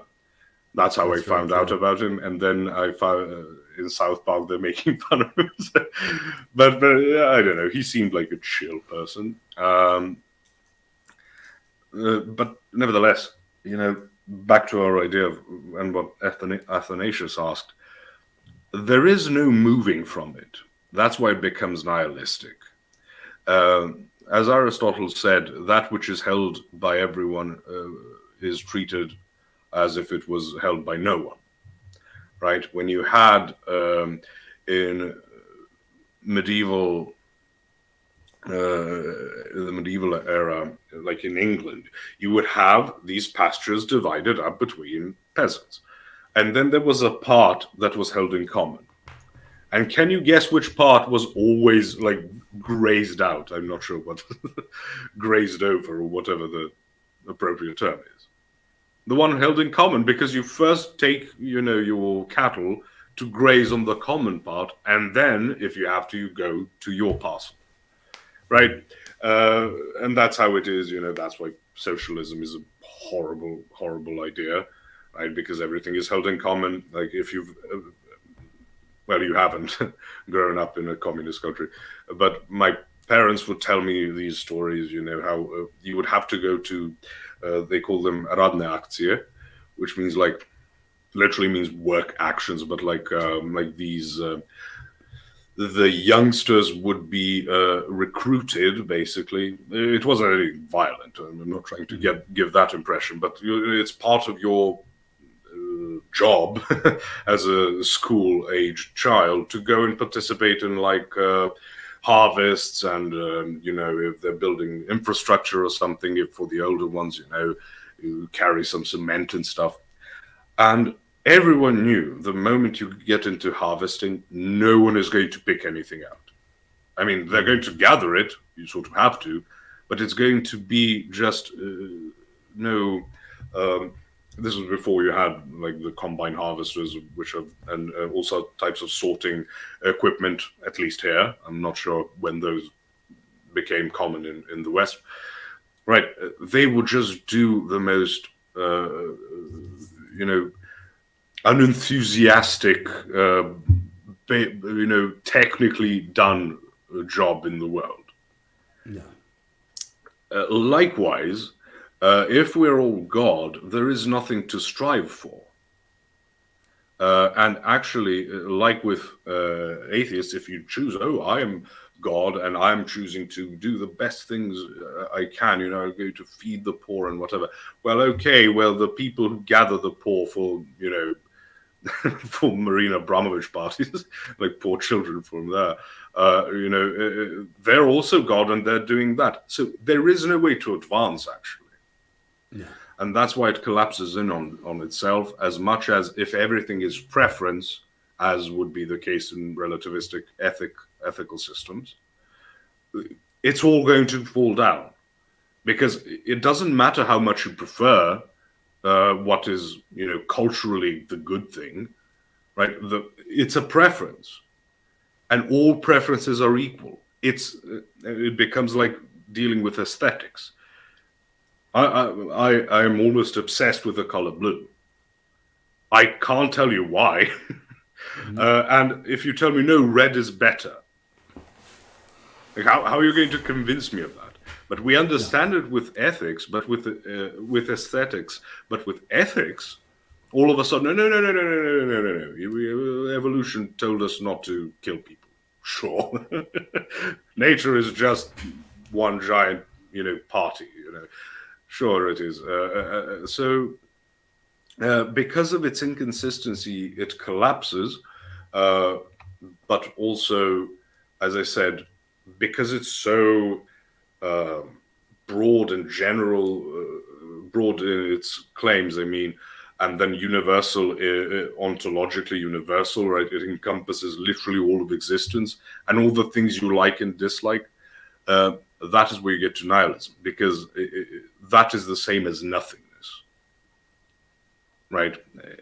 And that's the problem of pantheism and how it reduces to nihilism in practice. Although, unlike atheism, as I said, atheism logically comes to nihilism, right? If you follow it along, but pantheism sort of in practice only does it.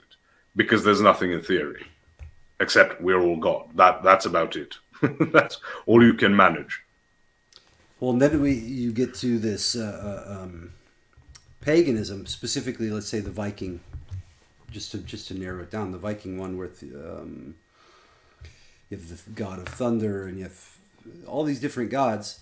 And someone mentioned in the comments, I think John B said a lot of Anglo-Germanic people adopting cringe. There it is, cringe neo-paganism. And I've noticed that too in some of the truther thread, and I haven't sought these people out, but on my Facebook with like 5,000 people, there's a decent thread of folks that came from some kind of Ken Wilber integral, I don't know, whatever, world.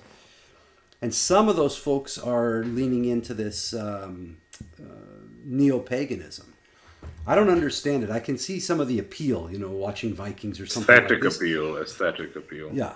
And at the very least, let's say they do have some kind of, they have their Valhalla, they have, there's something to strive for.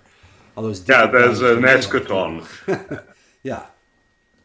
But also let's not forget they have I can't remember how it goes exactly. You're not in Valhalla forever. Mm-hmm. Ragnarok comes around. Mm-hmm. All sorts of gods die. Just to remind people, pagans don't believe in immortal deities. They're immortal in the way that like elves in Tolkien's world are immortal. Right, they don't die of age and stuff, but they die of sorrow and can be killed in battle. Right, that's So with the gods of pagans, they can die in battle, and again, this is not unique to Nordic paganism. No. Like, how did Zeus become like the chief of gods? Right, he well, first of all, his father Kronos kills his father Uranos, right? And then he curses him. His belly, right, or something like this. Yeah. That's how they free the gods from Kronos, right? That's but Kronos kills Uranos, right? Marries his mother, whatever, Gaia, right? So Kronos is time, and just to remind people, like, for them, a time god is a heaven god, because how do you determine time? Through the watching the heavens, right? We don't. We just look at clocks and calendars. So they die. They have children. They die, right? Not like Jesus died, right, on the cross and resurrected. Not that, but like die, stop existing. What's the question I asked the panpsychists as well? There's people saying we are all God. I said, well, can you defeat death then, or like if you have a friend who dies, why can't you just bring him back to life then? Like if you're God, then what's going on? And that's when they say the Ryan remembers thing. Like, well, it's that I forgot that we're all waking up together or something like this. Yeah, just basic New Age nonsense. But with pagans, why it's so popular, I think, personally, like you have it here as well, usually tied to ethnocentric, views. And then I love the idea, like the Slavs are going to unite. But the same thing, and the thing I think is happening is that they lack actual lived spirituality. So what do you default on something? Most people default to some type of philosophical, idea. Right. Oh, humanism. Yeah, people go to psychology. People become devotees of psychology in a way too. Yeah. So they're trying to undercut the system itself, because you need a mind to appreciate things. So if you study the mind, then you'll get nonsense. But others default to things like ethnicity, and it's so funny to me that it happens in America, right, where one of the most mixed people in the world, right? And the whole idea was to obliterate ethnicity on some level. Yeah, melting pot and stuff. But at the same time, when I argue with them, I said, okay, so if you're half Germanic and half Slavic, which gods do you go for? Yeah. Now, because they have to say, "Oh, because of our blood," Okay, and then the other idea they have wrong is like they believe in Justice League pantheons, right? Yeah, Like right. you have this guy with this power and stuff. No, no, no, no, no. That's not how it worked.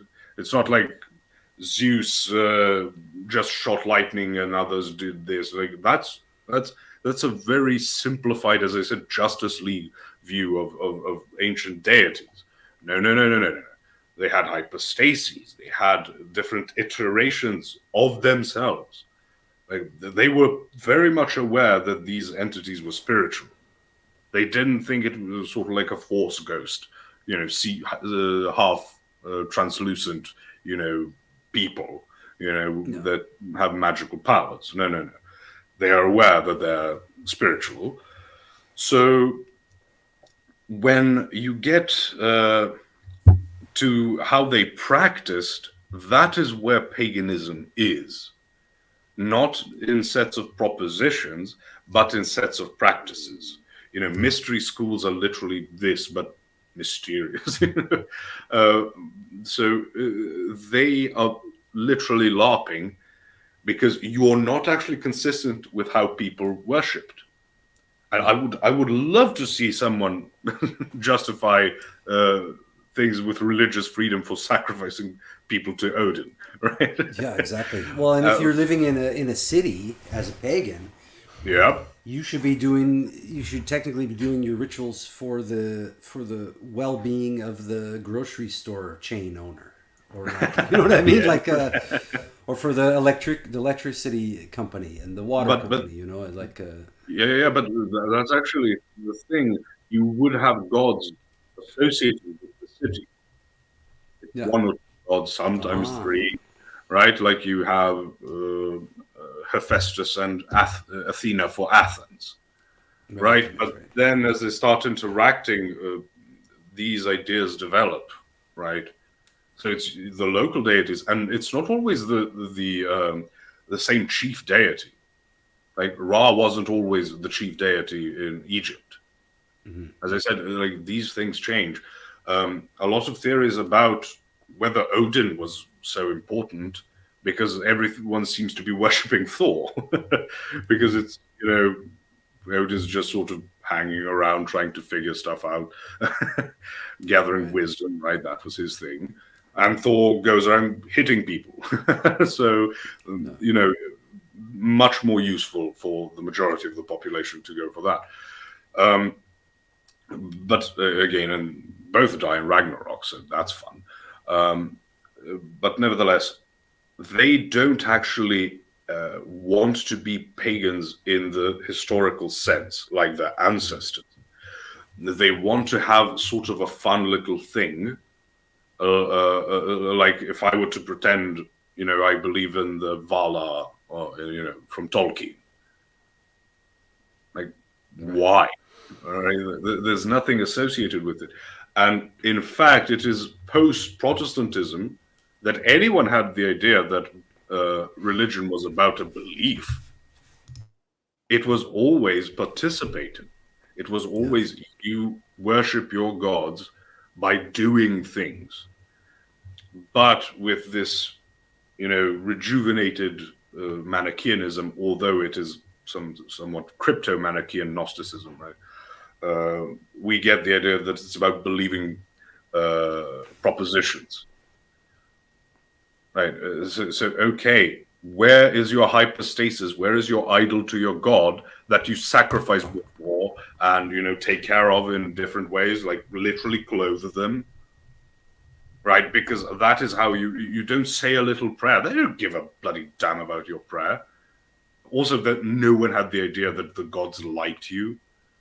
Yeah. You have like the flood stories, which are again ubiquitous because the flood was a real thing. Yeah. But the you just have certain, like in Mesopotamia, like the idea that the gods found the people too noisy because you're nothing compared to them, and Yeah. they act like it, right? God doesn't act like when nothing compared to him, like our God, like the creator deity. That's sort of a huge difference because he's not a demon unlike the other ones. Most of the time your worship was devoted to trying to keep the gods away or just happy enough not to destroy you. Right? It wasn't like building, have a personal relationship with Thor. No, you don't. Yeah. You're useless to him. You can do things for him, try to get his, like, some quid pro quo going. But that's it. Yeah. Whereas, like, the God of the Bible, as I keep saying, when he is angry with Israel, he doesn't say ratchet up the sacrifices.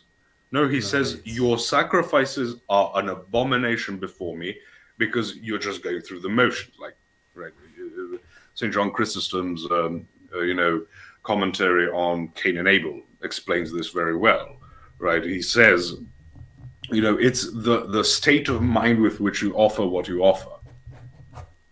Right? Yes. So important, man. It's not about giving high quality cows, and stuff like that. But that can be part of it. If you're a total ass of a person to your wife, but you're constantly giving her gifts, you know what I mean? Like, it just doesn't, even on a most basic level, it doesn't work. It doesn't work out at all. It wouldn't even make sense. So why would it make sense with God? Yep. It's also part of faith and works thing. Like, you can't be saved by works. Sure. We would agree with that. But they say, oh, no, but you say if you don't do X, Y, and Z. Yes, because part of faith is doing stuff. Mm-hmm. It's faithfulness, right? If you say you have faith and then walk around totally because all the time, Yeah. Well, I'm not going to hell like you guys. As I said, everyone understands the word infidelity isn't about a lack of belief. Right? Infidelity is an act. Right? You cheat on your spouse. You don't deny the existence of your spouse or believe it's not sufficient for you to be married, or whatever the analogy would be. Right? No, you've committed an act of treason towards your spouse. But it's called infidelity, which literally means like the faithlessness. Yeah. Hey, just a moment, I need to answer my phone. Oh, okay, I could hear there was a little buzzing in the audio. It was interfering. Yeah, high tech stuff. So this is all pretty fascinating. I think we covered a lot of really interesting ground, and it's clarified my mind quite a bit. And I don't know if anyone watching or listening, if you followed all this conversation.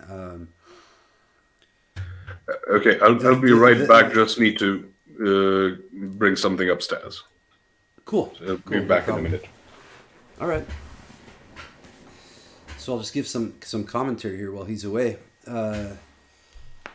As we undo the false and start to look at the details and pick apart our own worldviews or popularized worldviews, I'm noticing in me something that's starting to dawn on me, to Garrett dawn on me.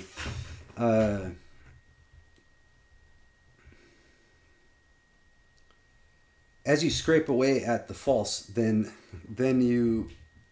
the truth is what remains, and there can be this kind of dawning of awareness of what is true, of what the truth is in the Bible, in Orthodoxy, but let's say generally. So that's why I find it fascinating, why I think this is a very useful conversation.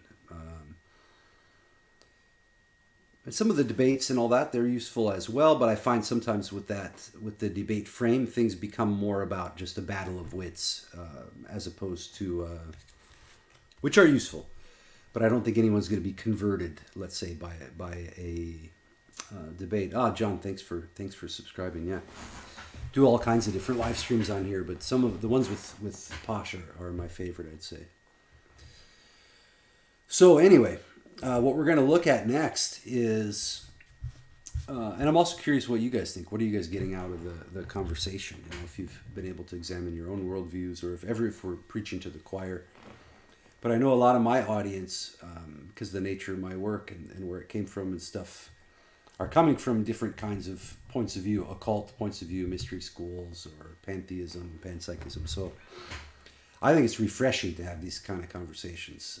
Although maybe it's always been kind of refreshing for me, but I'm a weirdo. Like, I think it's fun to actually examine worldviews and find holes in my own and be kind of amazed at the fact that it was there that long.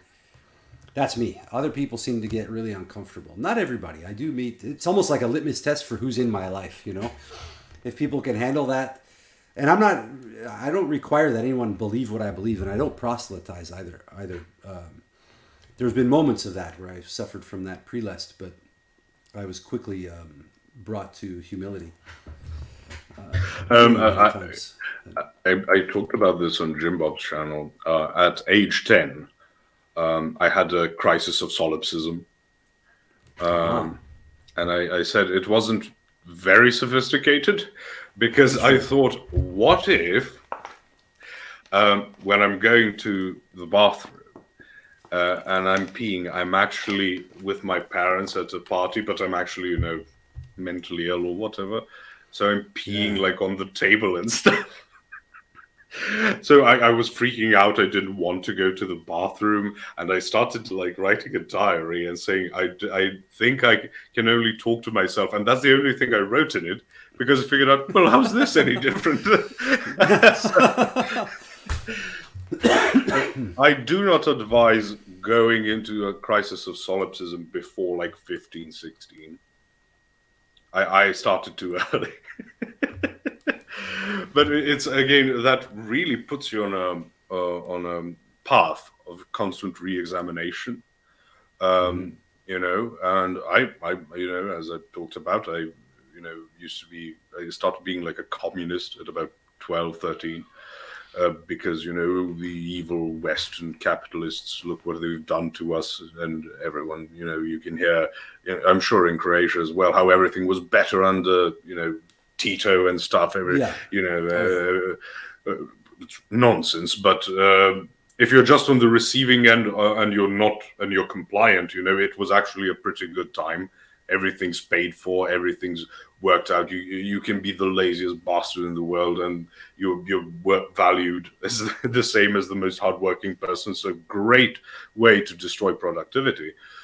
But nevertheless, you know, I didn't have the maturity to deal with it.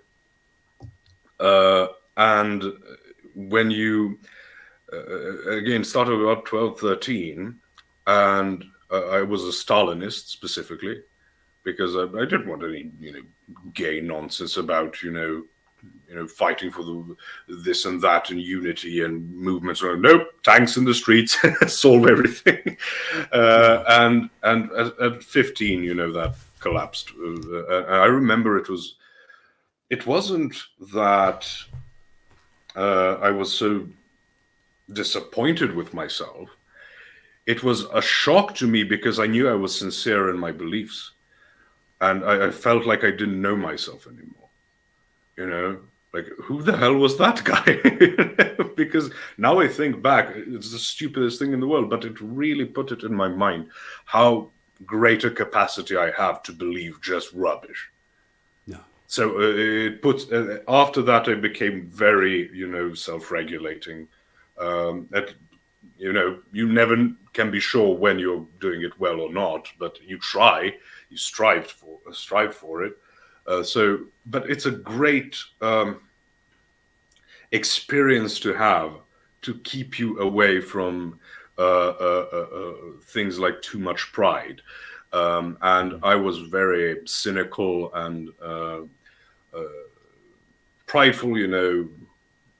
Was a bit easy for me, you know. I was very good at school, like every extracurricular activity you can think of I was in, except visual arts, because I can't even spell like calligraphy, like write well in that sense. to save my life, but everything else, like writing and mathematics, and went to all competitions you can think of. Then you sort of gain a sense of, well, why are you people not as smart as I am? But I had the after same that experience event, too, yeah, with the school thing, and in some ways it was a pretty big detriment to get over because you get that Dunning-Kruger effect oh yes, as well. I call it the and Freddy Krueger effect, but yeah. good one. But then, luckily for me, I come from an educated family, high achieving, intellectually and everything. But also, very friendly, and it's not some type of like smack down everything you dislike. No. So then I'd get into arguments with people like my father and my uncles and stuff, and they would all put me down very gently. And that's when you start seeing the Dunning-Kruger, because you heard a thing and thought about it a bit, and now look at me, I have figured the mysteries of the universe.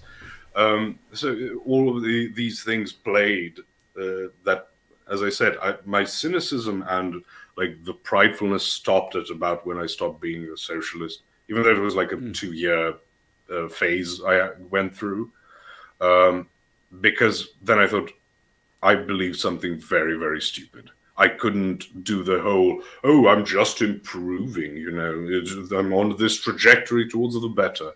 It was like, no, you believe something retarded for no reason. You were just thinking you could save the world by commanding armies. Sure, mate.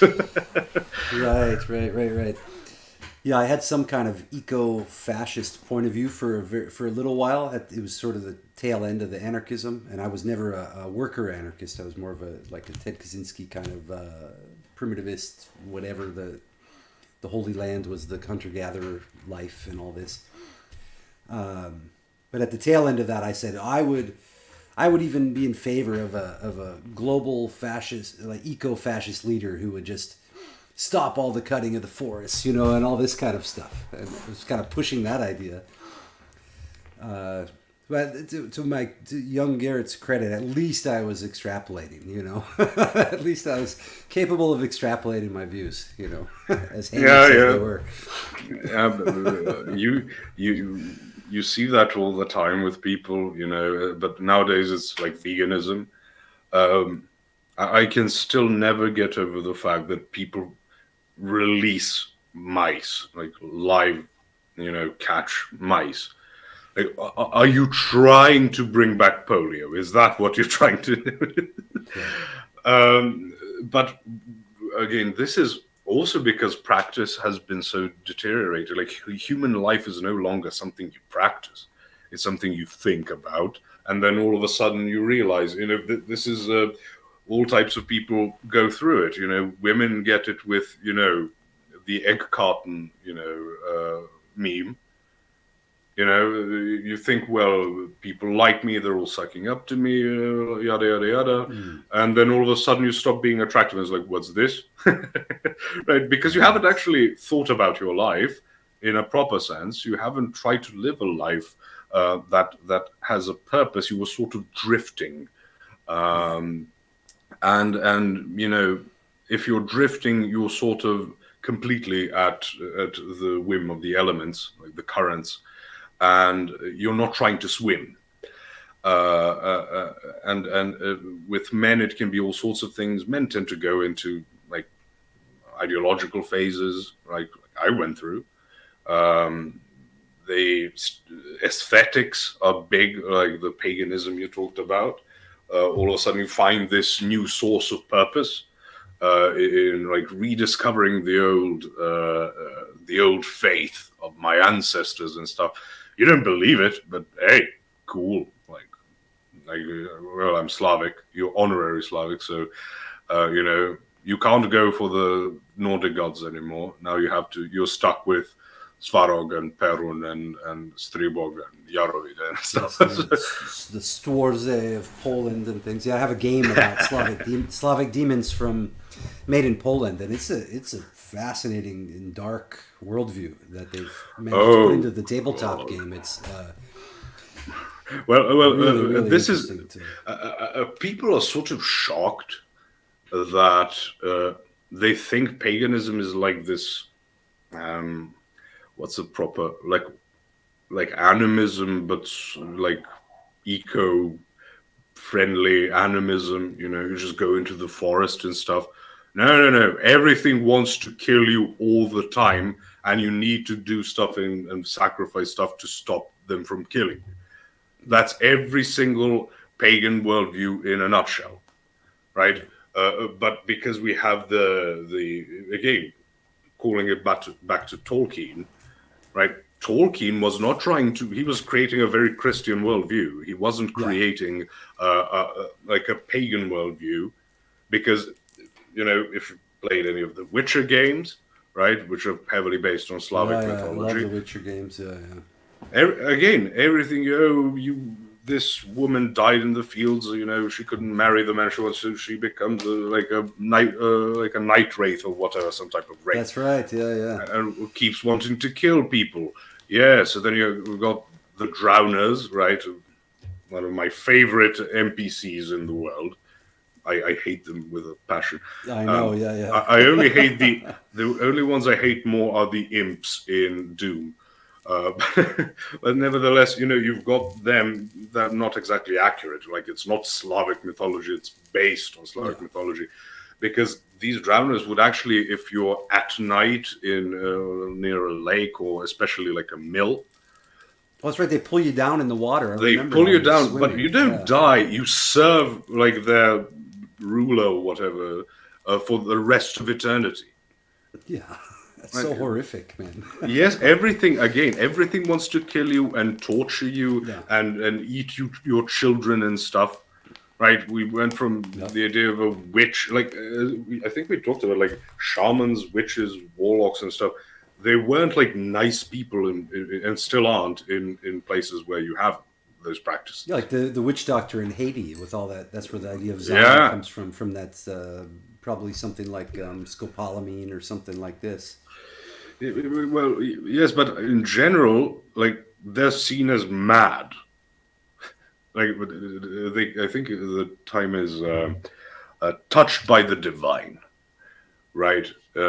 Which is, I keep telling people, like, when King David was running from Saul, so not yet King David, still David though, escaped to the Phoenicians, right? And he pretended to be mad, like he was drooling and shouting and convulsing, and they thought, they didn't think, this guy has a mental health episode. No, they think, this guy is divine, at least touched by the divines, because that's what they expected of these people, because they constantly were cutting themselves and like eating all sorts of foul things, drinking blood and stuff, right? So they didn't see them as like we see our priests. Right, you can think of all sorts of priests, especially the Catholic ones, but at least they have to go against the teaching of Christianity to do the nasty things. Right? They didn't. They would ask for children. They would eat babies and stuff. That wasn't uncommon, because this entire worldview is, from a Christian perspective, created by demons and influenced by demons. Yeah. So you should not expect it, and that is why, as a Christian, when you start exploring these things, you think, well, this is what I expected. And if you're just this neutral person who thinks, like the atheists who think, religion was our primitive way of trying to be nice to each other, right? Yeah. No. And then you go into it and things seems like everyone's going mad or something. Makes sense from our worldview, makes no sense from their worldview, because they're basically saying Christianity, is like a primitive attempt at morality, keeping a community together, and people didn't like murderers and rapists and stuff. Depends. It would depend on what your function was. No one liked to be murdered, but just slaughtering your enemies, like, Caesar was literally praised as a god for what he did in Gaul. Right? You can try to dispute whether it was historically accurate, right, or whether it was boasting, but they were boasting with it, right? Like, kill the third, enslave the third, and etc. But they praised him for it because that's what the religion was like. Mm-hmm. So it's not because religions don't point in the same direction. That should give you an indication that it's not just an outworking of our, evolutionarily obtained desire for community and niceties and stuff. Yeah.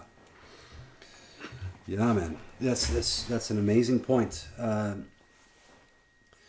So I think this all leads us to, I think this is a great groundwork. Let's look at the human design video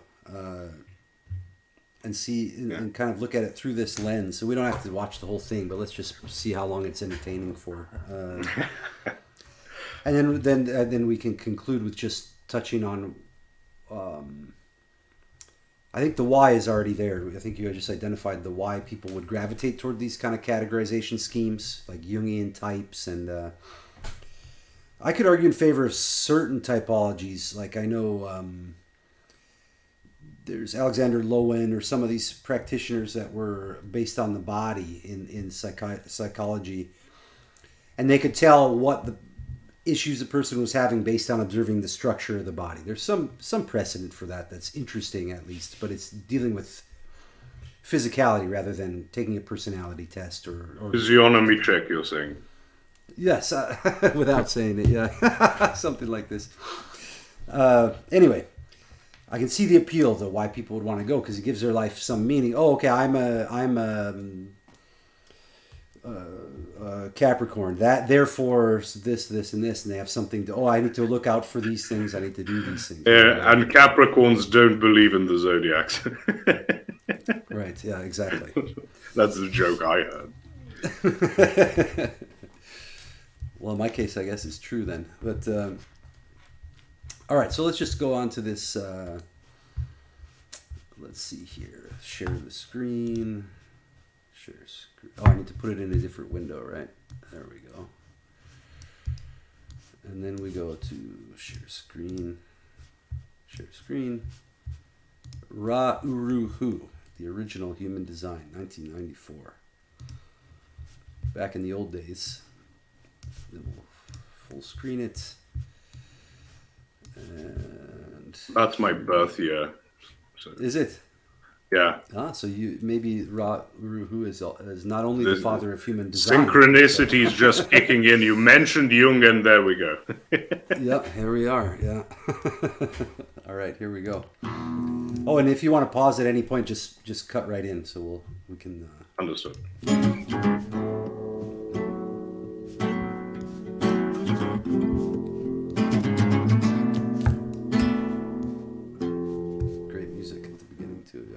You're here. First thing that I want to tell you is that I don't want you to believe anything that I say, nor to trust me. The human design system is an empirical system. It's something I'm not so trustworthy, I mean. Who's ever worked with it knows that. So it's something for you to wait and see. I'm going to take you through a great deal of information. Before I do that, on the 3rd of January 1987 until the 11th of January 1987 on the island of Ibiza in the Mediterranean, I was penetrated by a voice. I was given all of this information. So I'm a messenger in this case, and I'm just here to share with you the knowledge that was given to me, and this knowledge is the human design system. Now, see, that's interesting in what you were saying about that in the Christian worldview, these disembodied voices, if we take him at his word, that would be a demon. Yeah, I mean, I believe him. He could be lying, but I don't have to conclude that he's necessarily lying. Yeah, I don't get that. And it's in a way, it's almost more dangerous if he's not lying, in the sense that, that there's a little caveat here. I studied a lot of stuff about cold reading for a while, and there was a very ethical cold reader, Herb Dewey. He put himself out as a psychic, as a real psychic, but he had an ethic behind it where he would determine what it is that person wanted, and then, in his view, put them in I a see. state where they're more likely to get what they wanted because they believe that there's a supernatural source of the data he's presenting to them.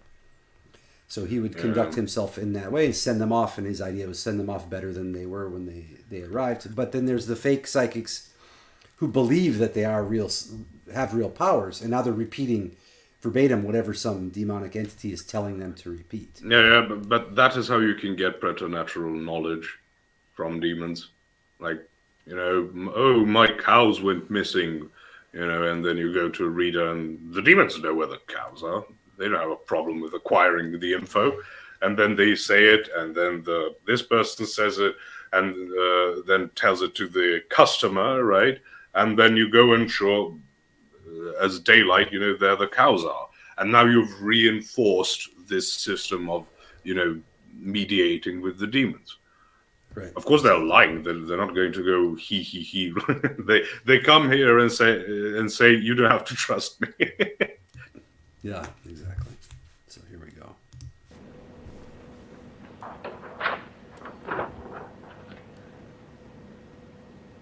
In order to take you to a point where you can understand how individual design affects each and every one of you, I've got to take you through a lot of information. Basically, what I'm here to explain to you and share with you is the duality of the universe, and the fact that the duality of the universe is also the duality that is in all of us. According to the physicists, sometime about 15 billion years ago, there was an event that they call the Big Bang. That is, there was a moment 15 billion years ago when all the material of the universe, all the mass of the universe, all of it, stars, trees, birds and bees, you and me, was all compressed into an object the size of my fist. At the moment that that object was ignited, an enormous amount of material spread out into the expanding universe. And this material, as it spread out into the expanding universe, was divided into two groups of things. The first side that we're going to look at is the yin side. The scientists call them quarks, and there's 6 of them. Up, down, strange, charm, beauty, and truth. Nice names scientists gave to them. The reality is that they have discovered and proven 5 of them. The 6th one they just have evidence for. We discovered within the last month that there is evidence that truth exists. The reality is that these 6 quarks, as the universe expanded outwards, the universe began to cool from the intense heat of the beginning. And as it began to cool, these 6 quarks came together in 2 groups of 3. We call these neutron and proton. And the neutron and the proton are at the center of everything that we call atomic in nature, which means what we are, and this building and our planet and everything on it and all the stars and all the galaxies. All of that material is atomic in nature. The other side that was created at the beginning, they're called leptons. They thought for a long time that this was just pure energy. And these leptons were also divided into 6 parts. The 3 electrons and the 3 different types of neutrinos. And as the universe began expanding outwards and as the universe began to cool, what happened was that this neutron and proton came together with the electron and they formed the atom. Now, everything that we can think of is atomic in nature. Everything that we can think of is atomic in nature. Everything that... So he's making an error there, right? Because thought itself is not atomic in nature. Yes, and also I like how he said the size of his fist. So when, first of all, Big Bang was a mockery term by atheists because, the idea that the universe had a beginning was non-existent, right? But it started with, I think, kilometers apart, and now we're down to the size of a proton, because you need less explanation for something smaller, apparently.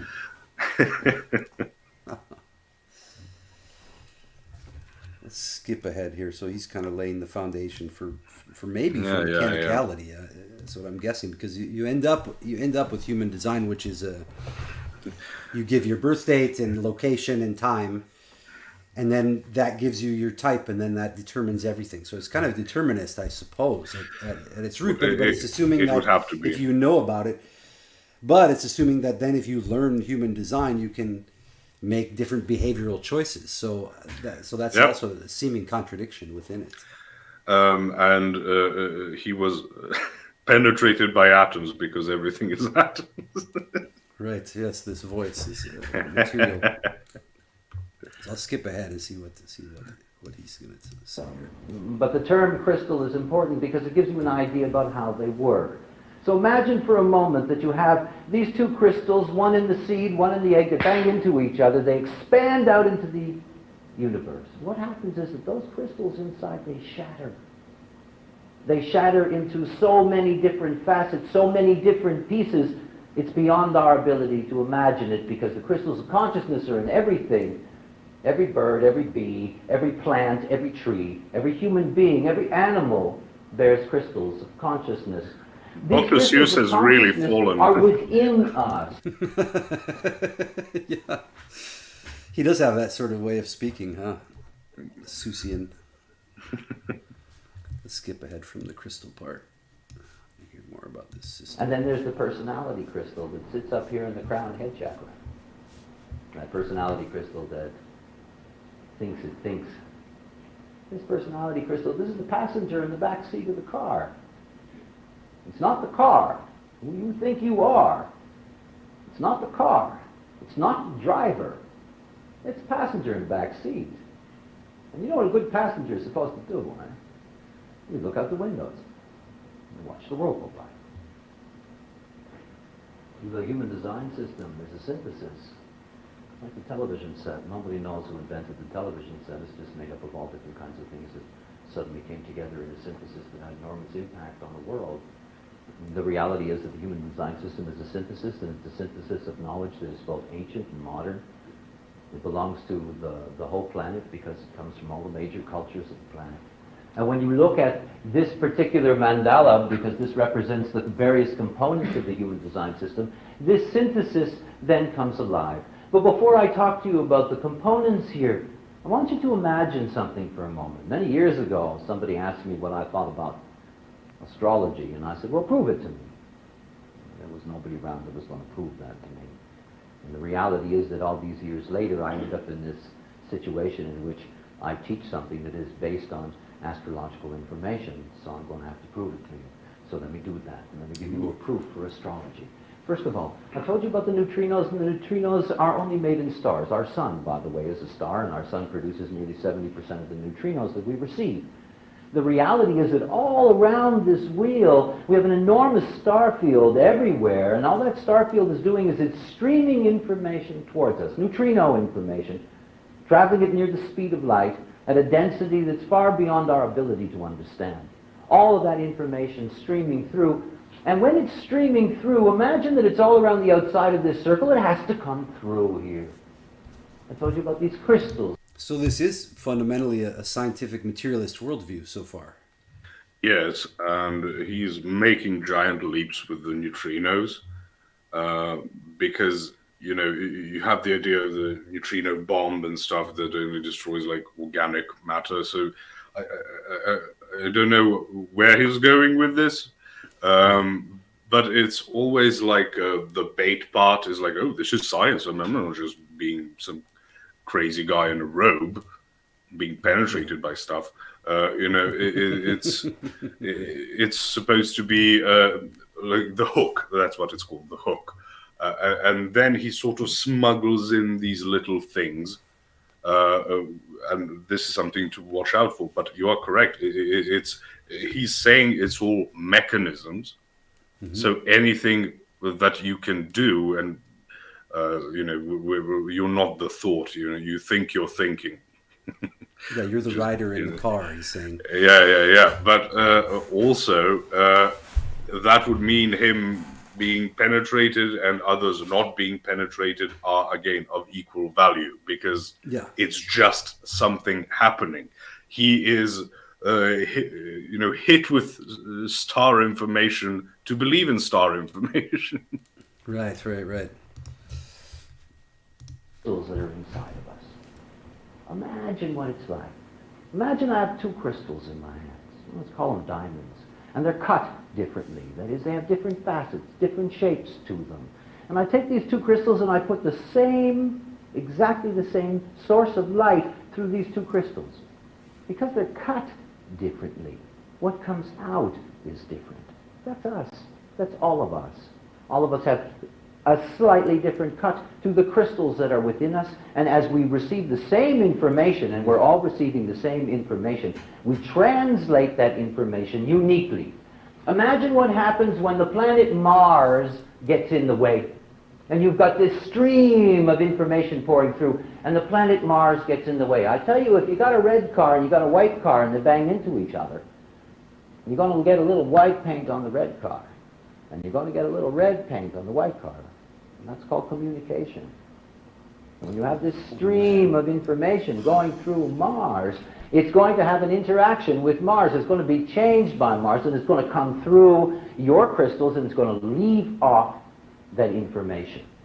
This wheel, So we're like cosmic car crashes, is what he's saying. Yeah, I love the idea that it's information, like someone's beaming like a I don't know, a horny thought through through the sun. Yeah.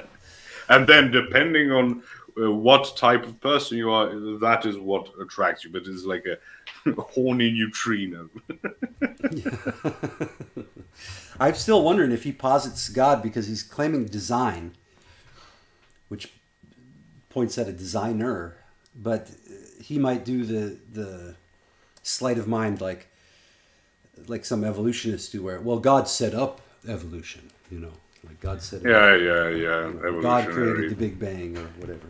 Yeah, theistic evolution, right? Which you can't just dismiss offhand, right? But I don't see the point of it, especially because the theories keep changing, and like, why would you do this to yourself? Yeah. outside of this wheel, you can see there's all these numbers going around the outside of this wheel. There are 64 of these numbers. They're from the I Ching, the Book of Changes, ancient Chinese wisdom. Really a miracle when you think about it. The Chinese, thousands and thousands of years ago, knew that the basic configuration for what it is to be human was the 64 times 6. That is, the Chinese understood that there were 64 basic themes. Those are the themes that are going around this wheel. And out of those 64 themes, there are 6 sub-themes. In 1958, when they discovered the human genetic code, lo and behold, they found the same story. That is, they found 64 codons of 6 groups of amino acids each. It's exactly the same mathematics. The human design system is a way to understand your genetics in a way that is available to everyone, because it is a logic system. You do not have to be a mystic. You do not have to be spiritual. You simply have to be able to follow the logic of things. The reality is that all of these gates going around the outside, they're oriented to the zodiacal wheel. They're oriented to the zodiacal wheel because it's through the wheel of the zodiac, the astrological wheel, that the calculations are made for the design system. And any time that you make a calculation, if you place a planet here in the middle of Vita, in the middle of Aries, the reality is it's going to be in this 21st gate, 21st hexagram, rather than just being in Aries. In other words, this information is much more precise. There are more groups involved. There's more exact information. And this information here, this 21 has a place here inside of the body graph. One of the unusual features about the design system is that the moment that you take the calculations of the planets, not only can you find out specifically where they are in terms of this genetic matrix, I Ching matrix around the outside, but you can place that information directly into the body. And as you'll see, it makes an enormous difference in the capacity to be able to understand not only our own nature, but to be able to understand our relationship with the universe itself, with other people in our lives. Basically, the human design system is about recognizing that we all are integrated with other people all the time, and to see what kind of effect they have on us, what kind of effect they have on our conditioning. Here, within the body graph, there are 9... So, again, no foundation for epistemology. So he just keeps saying things, right? Information that changes constantly, right? And unsubstantiated claims, because he's basically saying like information flows from space, right? There's a lot of problems trying to figure out how things work, how light is supposed to work in certain conditions and stuff. But if you want to be the most charitable possible from a Christian worldview, outside of, because I'm not acquainted with this Chinese system, right? You could say that's also demonic revelation. That's the charitable view, outside of just fumbling around. Because with numbers, you tend to go with sets, right? And you've got our decimal system, you have a diadecimal, hexadecimal system, all types of systems, and that's how you tend to get like calculations in different parts of the world. We're so used to the decimal system, right, that everything else seems weird and strange. But if you're going to go with sets, let's go back to the epistemological point, right? If he says everything, you are all different types, differently cut diamonds, again with the idea that that's supposed to like boost your ego a bit, like we're all God, right? I was X in my previous life and whatever, right? You don't get to say you just follow the logic. There is no one who's following the logic. You are just then again a part of a mechanism just refracting things. Right. No, nothing is truer than the other thing. Everything, your entire experience, your thought processes, and what you believe or don't, what you follow or don't, are already predetermined and can be calculated. So, in theory, right, in practice, they can't be. Well, I suppose you can't, because that's not how things work. But he keeps tripping over his own points. Yeah. And no one's going to call him out on it because of that structure of authority and. Yeah, he's giving a presentation, so yeah. I doubt there's a lot of Q&A sessions with his presentation, but it is again this system that you enclose it. You are. It gives the semblance of coherence and profundity. Yeah. Right. Oh, 64 of this, 64 of that. Coincidence? I think not. Yeah. Yeah, it's fascinating. And I used to know a lot of these characters, and to their credit, I actually enjoyed the time I did spend in the occult and the seeking stuff, but mainly because there was really good, not only were there syncretic worldviews, which I was less interested in, but there were syncretic barbecues with very good food from all over the world. So to their credit, the barbecues were excellent. But well, they were designed. And you see. But yeah, the human design is taking off right now. Apparently, it's like a huge thing. People are getting super into it. And people I otherwise thought were pretty smart and interesting are super deep into it. Like, people are making themselves an authority on it, and I can see the appeal. Like, it's very specific information system, enough where you have to study it and learn it for a long time and get better at it so you can excuse mistakes that you're making along the way. And it's something people can dedicate their lives to. And then they meet up and, oh, you're a projector or whatever. You're a manifestor. I'm a projector. Let's work on a project together. You know, like it kind of supplants a Christian worldview, and it gives people something to focus on, I suppose. Yes, it gives you enough rope. Right? So they didn't give you like a little string. They give you like a full rope, so you have fun with it. It's playing with a yarn, basically. And the problem of that is, it's something that's engaging enough. Like I like to give the example of, if you have a video game that you just move to the right on the screen and you've won the game, no one's going to play it. But give it enough of things, things to do, little quests, a bit of an aesthetic, aspect to it, people will be more likely to play, but it's still a game. And that's why I think, and it also is always the thing of, oh, I have this super special insight.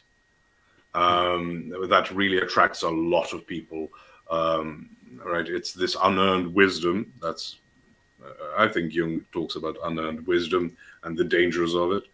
But it's always the idea that that you're the special boy, for knowing this, unlike the other fools. That's what fuels a lot of trutherism. It's not really a proper quest for truth. It's more like, oh, I don't have to go and study things or be rigorous in my thinking. I just,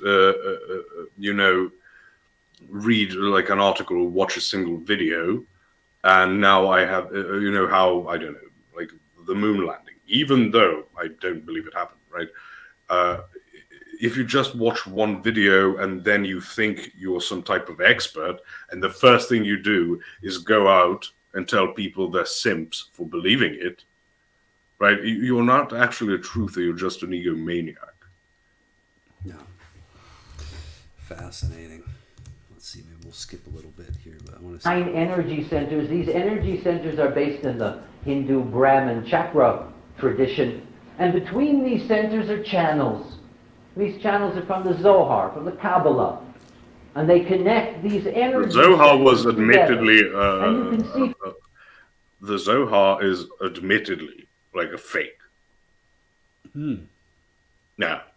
So it was framed as a secret Bible you could find through the Hebrew Bible, something like this. Is that correct? Haven't studied that in years, but I believe the widow of the guy just said, no, it's nonsense. Interesting. But you see, it gave us profound insights. And also chakra and energy centers, like everyone just, like, how am I going to check? Like the bum chakra or whatever it was. Like and you just, it's sort of, again, an enclosed system. Like, oh, it kind of makes sense to me. Like, but you can't really check it. You can't test it. And it's a very specific claim, right? It's not like talking about a soul. Like a soul is like a material thing that's inside your body. Like, it's not even that type of claim. It's really like energy centers. Can we test the energy centers and try to figure out, is energy, you're going to have some, heat or whatever. Something has to be produced as a news product. My Serbian slipped back in. Like a side effect of having an energy center somewhere. Right. If it's purely imaginative, like you can think of it this way, that's a different type of claim than saying there is an energy center. See, for example, that here at the top, the 64, and here at the bottom, the 47, these numbers, they represent the gates, the opening of these channels. And if you had a planet, let's skip ahead a little here, of a form embedded into the design crystal, there's a magnetic monopole. Remember, the magnetic monopole is a driver. At the moment that there's going to be a conception, the magnetic monopole of the male puts out a frequency, and in putting out that frequency, a design crystal and its magnetic monopole comes up from the mantle of the earth, follows that frequency line, comes into the male body, into the solar plex center. This is the emotional center. It's going to move along this channel. As you will see, this channel here, the 59, the 6, this is the channel of reproduction. This is a channel of producing children. At the moment of orgasm, it is the design crystal with its magnetic monopole, with its driver, that's in exactly the sperm that does not break into the egg. The egg opens up for it. And the moment it starts, the moment that that seed is there within the egg, all there is the seed and the egg and the design crystal. And that design... It sounded like maybe you had a thought there, Posh. I don't know what is sticking up his urethra, like what type of crystals are up there. But yeah. Okay, so now we're in full. Gave you a couple of points, in the beginning about physics and stuff. So you know that he knows what he's talking about, and now we're in sperm crystals breaking down channels. And Yeah, coming from the center of the earth somewhere to meet up. But this is all to build his idea that we're crystals receiving energy or something. But I'm curious if he ties it into free will or choice somehow, how that enters the picture, you know. yeah, Design crystal takes in this discussion about the nature of abortion and whether it is correct or not correct Oh. to take a life before it comes into the world. As far as I know, as far as this knowledge knows, you know, there is no personality, there is no soul in the fetus if it's going to be a normal pregnancy until the 6th month. So there's At that moment, at that point, there's the demonic influence right glorious, glorious. So there. Wow. we're 2 trimesters in. Oh man. So he just yeah, here comes the left, yeah. Oh, that was providentially the point you stopped this video. Oh, yes. Great. Wow. So that was yeah. Very interesting. Let's see where else we go with it. to the sun before birth, the personality enters the body. If you go back 88 degrees from the birth time, As you do. you come to the exact time and the exact point that the soul enters the body. And that's the moment when the body is ready for its personality. That's the moment that the neocortex of the brain is ready to take in the personality, to allow the personality to begin to function. So we have here 2 sets of calculations. A birth calculation that gives us the data of the personality, and we have a prenatal calculation that gives us our genetic information, that tells you the nature of the body before the personality came in, so we know what the personality is going to live inside. Remember, the personality is a passenger, and it's So the personality in his thing is a crystal, basically, still a mechanism, but it's entering the body, which is also a mechanism. First of all, soul does not enter the body, right? Because without a soul, you're dead. That's sort of what the soul is. It's life, right? So to say, and don't mean to get very, graphic or anything, but we know that at a certain point, the fetus tries to go get away from the instruments, right? So he is just using the whole Platonic idea of the soul, right? It's this like thing that is imprisoned in the body from a Platonic perspective, right? The Greeks tended to have that idea, and that's why, talking about the resurrection was nonsense to them. But it literally makes no sense to say a personality enters the body, because now we're again in the idea, in the whole dreary world of forms, and these things are just floating around in the ether and can enter things or not. So it's not just silly in the general sense, it's also illiterate, and in the ontological sense, it collapses in on itself, because again, you're not a body with a soul. He has created a disjunct. Like when we talk about the soul being separated from the body at the point of death, that is a state of brokenness, right? It's not that I have a soul. You are body, soul, and spirit, right? You're not these three, like an interaction between these 3 things. You are all of these 3 things. My arm is my arm to the extent that it's attached to my body. If you cut it off, it stops being my body. You can invoke property rights on it if you'd like, but that's the only sense in which you would have like an arm after that. So he is speaking nonsense also from a logical, ontological point. And again, interestingly enough, something's begun crackling. I don't hear it this time. I'm not sure. Can you mute for a moment? Yep. Okay, it stopped. Turn it back on. Maybe you've touched the cord or something. Did it come back again? Yeah. Weird. I thought maybe it was the AC, so I turned it off. No. It's like static noise. Okay, let's see. Let's see what's running on the audio. Damn the synchronicities. Let's try this other iMac microphone. How's that? Did it stop?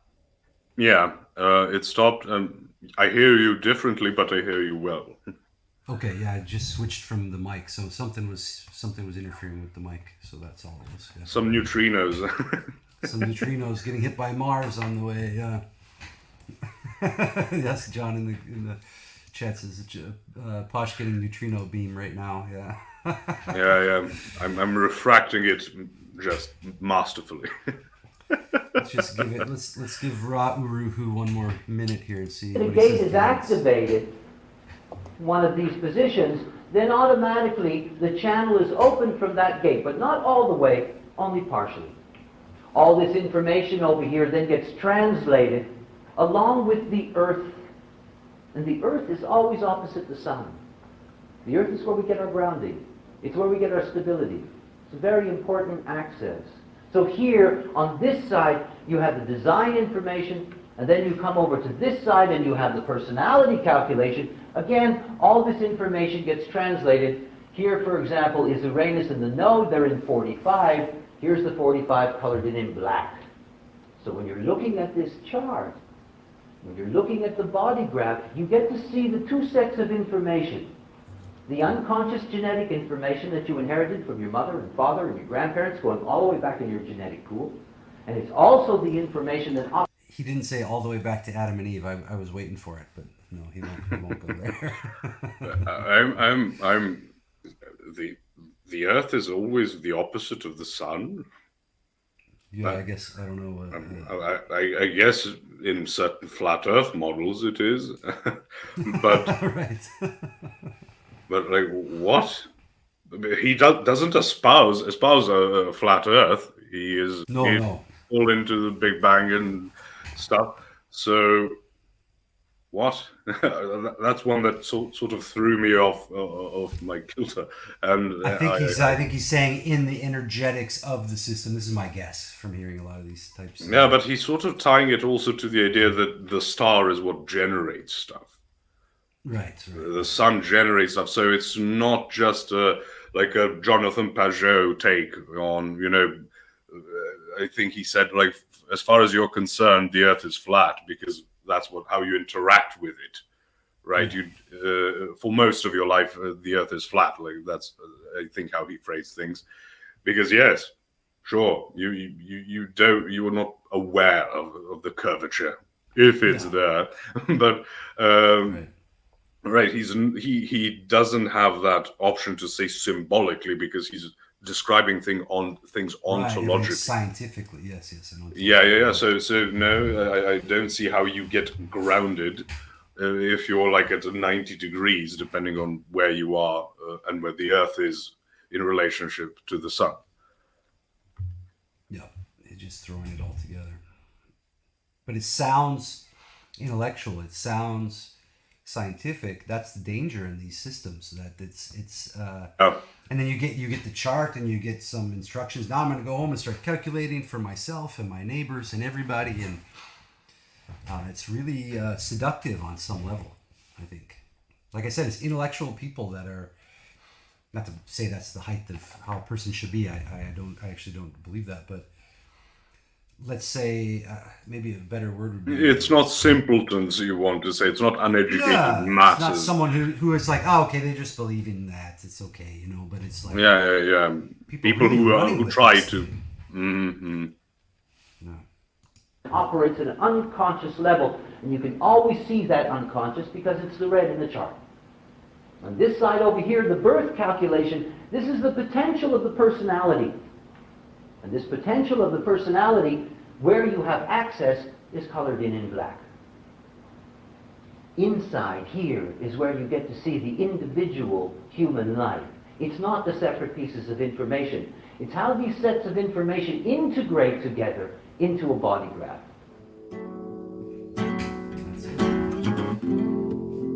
Back to the out-of-tune guitar.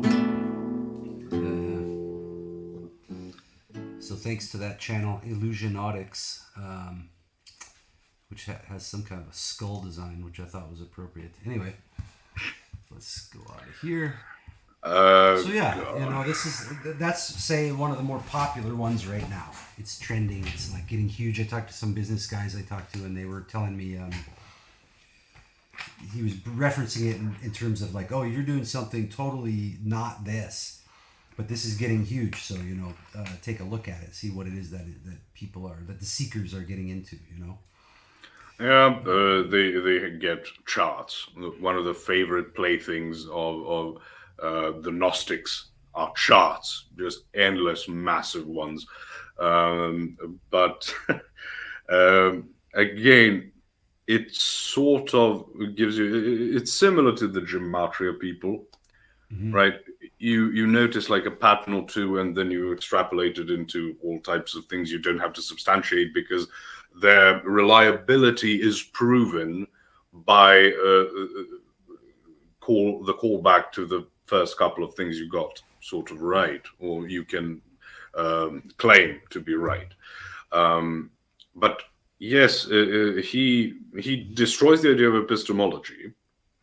He destroys the idea of individualism as not as a political side of it, but as you having a mind at all. Because I say those differently, because the epistemology part is destroyed by sort of saying, well, you are just interacting with these flows of information. You're not actually you're not even interacting with them, you're experiencing them, right? You're refracting them. The diamond doesn't decide how to refract the light, right? But secondly, no mind, because everything is mechanistic, so it doesn't even matter, because how can one mind just refracting information and the other mind just refracting information from standing over there, I suppose? How are they supposed to interact with each other? Sure, you can have energy flows, but you're just refracting those. If you are just refracting things, you are not appraising information. Truth cannot exist if that is the case. It is completely unattainable to the most simple of experiences you can imagine.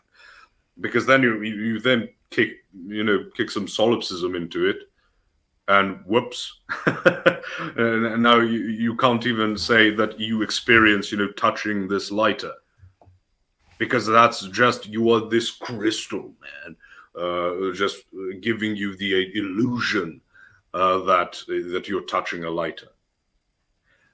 And there you go, all the claims about the Big Bang and stuff are gone now, because you can't even show you're touching a lighter. But the ancient Chinese figured it out, I suppose. That's so interesting, man. That and I'm starting to think, okay, if I'm being charitable and people say, oh, human design really helped me in my life, I'm starting to think, okay, how could they they're deceived, but they found their life getting better in some way that they're measuring. And I can see that if they were completely unaware, completely not examining, not living in some form of examined life, then they get this system, regardless of what the system is. Now they're actually examining their interactions and their own behavior and with each other, with other people. Even though it's through a broken worldview, they're not even concerned with that. They're not concerned with worldviews generally. But I could see how the life could get slightly better because they're actually examining their behavior. So there's something to go towards. It's no longer just pure stasis. And I remember Jay debated this pagan called, I think his pseudonym is Boglord Dave. And he said, well, we can, because Jay was questioning him, how do you determine your ethical system, right? He says, well, we can agree, I have a wife and children now and everything. Says, and Jay sort of says, okay, what does it matter that you and I agree? We can agree for different reasons, right?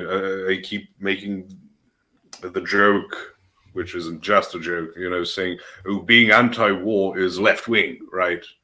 And there are, like neocon war hawks who will say that as a derogatory thing. There are progressive who say that as a point of boasting, right? So I said, okay, so what if you're offered to make a decision to attack a sub-Saharan African country, and one claims, oh no, we shouldn't be imperialistic and blah, blah, blah.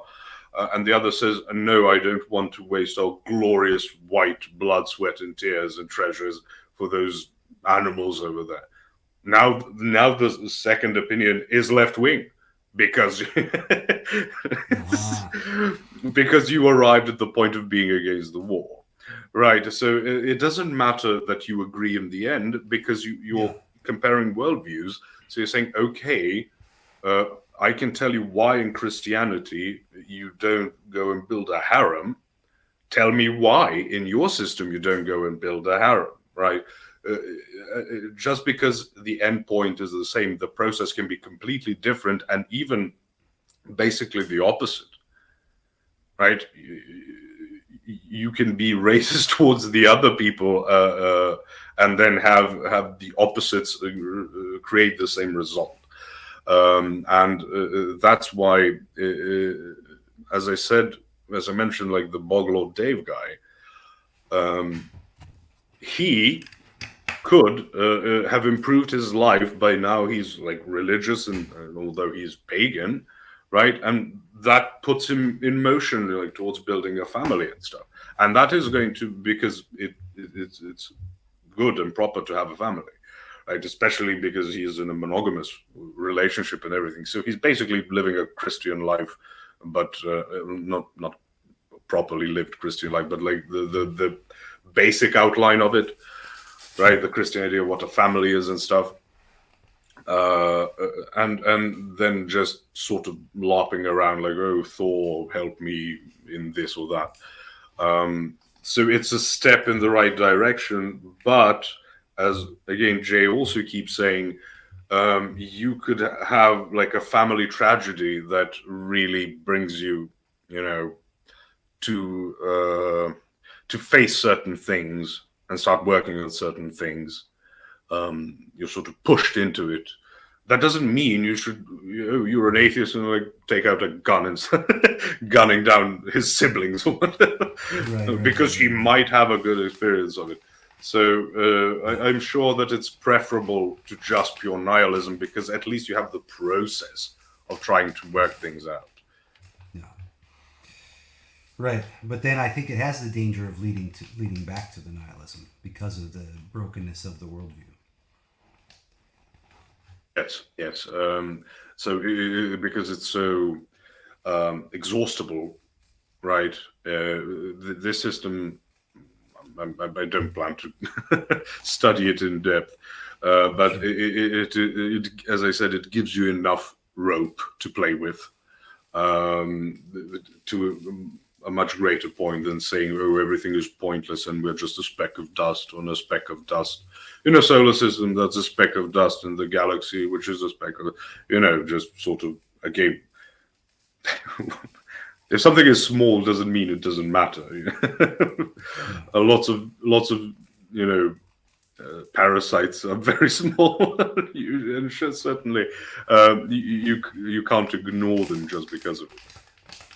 Right. Well, it is interesting. I don't know if anyone ever claims, or if he ever invokes deity in that talk. I'm guessing no. I don't know how he would get it. Outside of just like a little stamp on top of it, as I said. He's claiming design and claiming information, so that's where it's. Yes, but also no, because information, as we understand it, we only know that it comes from minds. but atheists still believe in information, but they're going to sort of also pull it back into the material. And design, they would say, can be result from a process like entropy, ultimately, producing some type of order. So I see what you mean, but they have ways to weasel out of it. Mm-hmm. I just did a quick search to see. I typed in human design and God, and there's an article. Someone saying, "Are you worried that anything attached to astrology, including human design, is sinful?" When I first started studying human design, this was a concern brought up to me by my friends and loved ones. And she goes on and on about... is it going to be like a Freemason thing, like, well, you can be a Christian and a Muslim and a Jew, you can be whatever you want, don't worry. At least they're based on atheists. No atheists allowed. Yeah. She's saying our mission will be revealed to us. We must be honest about our strengths and weaknesses. Our individuality is divinely designed. Okay. We so benefit from recognizing that others are designed differently from us and they have their own missions and keep us in harmony. So she's saying basically that human design is a tool that helps you gain insight into how you are most inclined to naturally operate, as well as what your natural gifts and skills are. Living out your human design means to have faith that you are being supported while you wait for what is correct for your unique design to show up. Right, so it's some type of theism, I'm guessing. Yeah. She's claiming even Christianity. And then the end of it is, my one-on-one sessions help you connect inward with your truth, and if you are a Christian, this also means to your relationship with Jesus. Not if you're not Christian. It is like masonry then. Well, to be honest, if you're going to run a cult, you're going to try and grab as many people as you can, throw as wide a net as possible. Right. So, but everything is like in balance, and that's compatible with Christianity. The idea, again, this is dualism. Christianity is not a dualistic religion. Gnostics sure as heck were. But Christianity is fully doesn't just recognize, it claims that you good is what is ontologically real and evil is deviation from it. So you can have the good without the evil, which is things started out well, right? Then we have this period, and then at the eschaton, it's going to be restored. It's actually going to be perfected. Right. Mm-hmm. So again, that is swindler talk. That's like trying to get you to get, flooding insurance at the top of a mountain. I see how things are getting more. Although I suppose it could be like the guy you mentioned, like the ethical cold reader or whatever. Mm-hmm. Like they know Christianity is wrong. They believe Christianity is wrong, but they don't want to push you away. Bit by bit, like breadcrumbs, trying to lure you into their system. Sure. Right, which is what we're not allowed to do as Christians. We're not allowed to lie, as St. Paul says, heaven forbid, right? That we should try to, because it might bring people to Christ if we lie to them. Like St. Paul openly says, no. That's not allowed. But so they're either openly swindling people, which is like I think the top of Masonry actually believes plenty of spiritual things, right? Or if it's just the breadcrumbs thing. Yeah, I saw that saw some woman. I think she blocked me on Facebook because I was commenting about the orthodoxy, and she had converted from out of New Age into some kind of generalized Christianity, some form of Protestantism, like with mere Christianity. Yes, just mere Christianity, and she was doing some kind of business coaching or something, but it was around New Age principles. And then I'd say within a week or two of having her Christian revelation, she just repackaged everything as a Christian coaching now. But it was like exactly the same, you know? So I was commenting like, well, where does the authority come from in Christianity? How do we have the scripture? I was just going down those paths on some of the comments, and then she had Scripture interprets scripture, right? And I've also heard that scriptures are self-authenticating. Right? Okay, great. Which is always going to be the thing where, well, this which already agrees with me. Well, in Maccabees, you sort of have prayers for the dead, so that's stupid. So obviously not scripture, which tends to be the mindset amongst people who reject the book of Maccabees. So yeah, just the most fertile soil imaginable for confirmation bias. And that's why people like general worldviews. You know, gets rid of the pesky thing of needing to be consistent. Oh, John B says, there are some American Christian cults that advocated hot girls dupe guys into sex and then bring them into their church the next morning. Right, and I already see how they would explain it. Like, oh, you know how we are told that we each have our own gifts? Well, God gave you a nice bum, so you should use it to bring people to God. And where is God? Well, here. yes, of course. But our priests wear robes and have beards, so get wrecked, ortho bros. So I suppose we should wind it down here. This has been a very fascinating, nice discussion. I really appreciate you coming on, Posh. What kind of advice would you give to somebody? Let's say someone's watching this, but like I'm watching the comments. Like, you're not supposed to look at comments. So what was that? The cardinal rule of the internet: never read the comments. Anyway, what kind of advice would you give someone just watching? There we go. My internet is. I have Slavic internet too, so I have. Yeah, you're learning. Yes. So,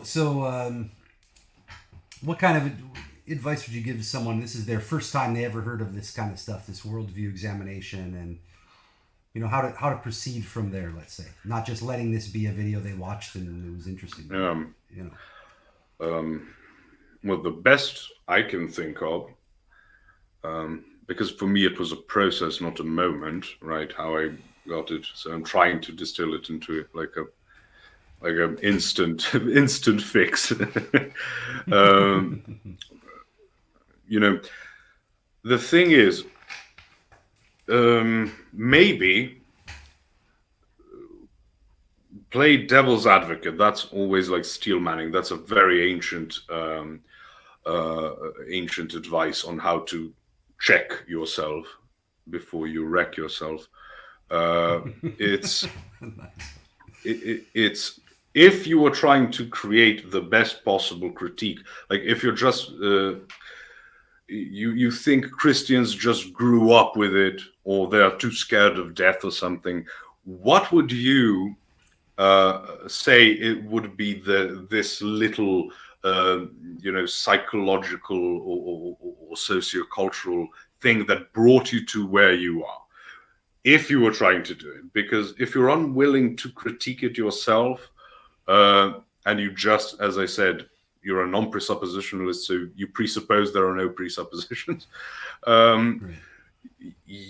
I can't really help there. You know, that there are points at which it's so far gone that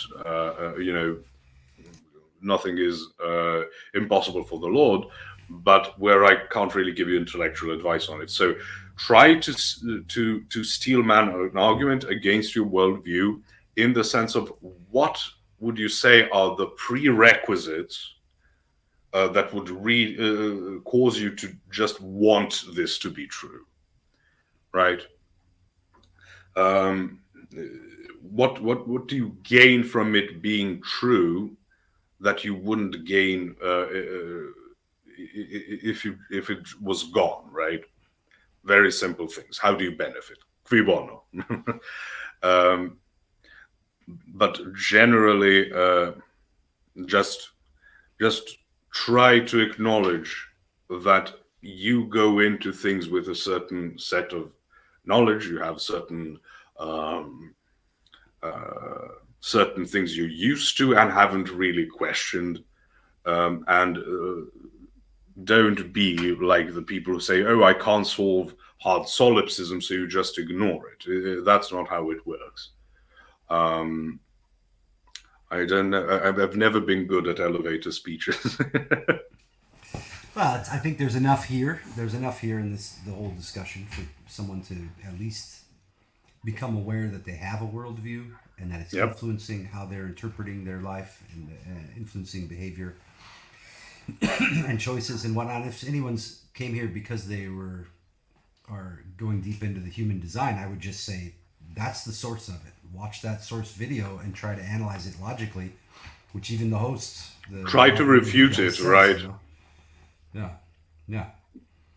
Rather than what I see most people just get it passed down from someone else. Oh, this is great. Oh, this has changed my life, and they just run right into it and start calculating and mapping it out. And, Yeah. And as we talked about, if you're like I don't know, a Muslim in a Muslim majority country, and you start investigating whether Islam is true, let's not even say whether just going into Christianity, like your entire social group will be tied into it.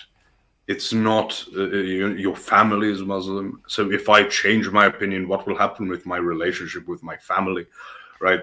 All of these things are part of, I say, what I said, like try to examine how you gain from believing this, because, and then think, is this the reason why I believe it? I don't want to pretend people are machines. Like I'm not saying you're an intellectual coward for considering what's going to happen with your family, with your friends, like whether it poses a danger to you. I don't want to be, to treat people as machines. That's the exact opposite of what we're trying to do. But be introspective to the best of your abilities. yeah, beautiful. All right, so this went longer than I thought, but I really enjoyed this. So thank you for coming on. Thanks to the audience. I guess you have some work. You're doing some work in the evenings, you said, or something like this. Yeah. My Sisyphean battle with scrap wood. Like there's always more. Like they respawn, I swear. So I have to clear out. I said I have to clear out like a shed that's adjacent to the house because we're getting insulation done, and you need to set up the scaffolding. So it needs to be gotten rid of, and I need to empty it of everything inside. Because like basically all the free space in like the cellar and like workshop and stuff, it's all filled to the brim with like styrofoam blocks, not blocks but sheets and stuff, and it's happening in like a couple of weeks. So I'm just there like cutting very, very seasoned wood, and because I have no access to the workshop, as I said, I have to do it by hand. Yeah. So that's fun. That sounds like good work for a man, though. That's not so bad. I don't want to complain. I just should. It's my duty as someone from the Balkans. Right. All right. Well, we'll be in touch, and we'll do another one of these when we come up with some topics. But yeah, thanks everybody for joining us, and we'll talk to you again soon. Posh, have fun. Thank you for having me, and God bless. God bless.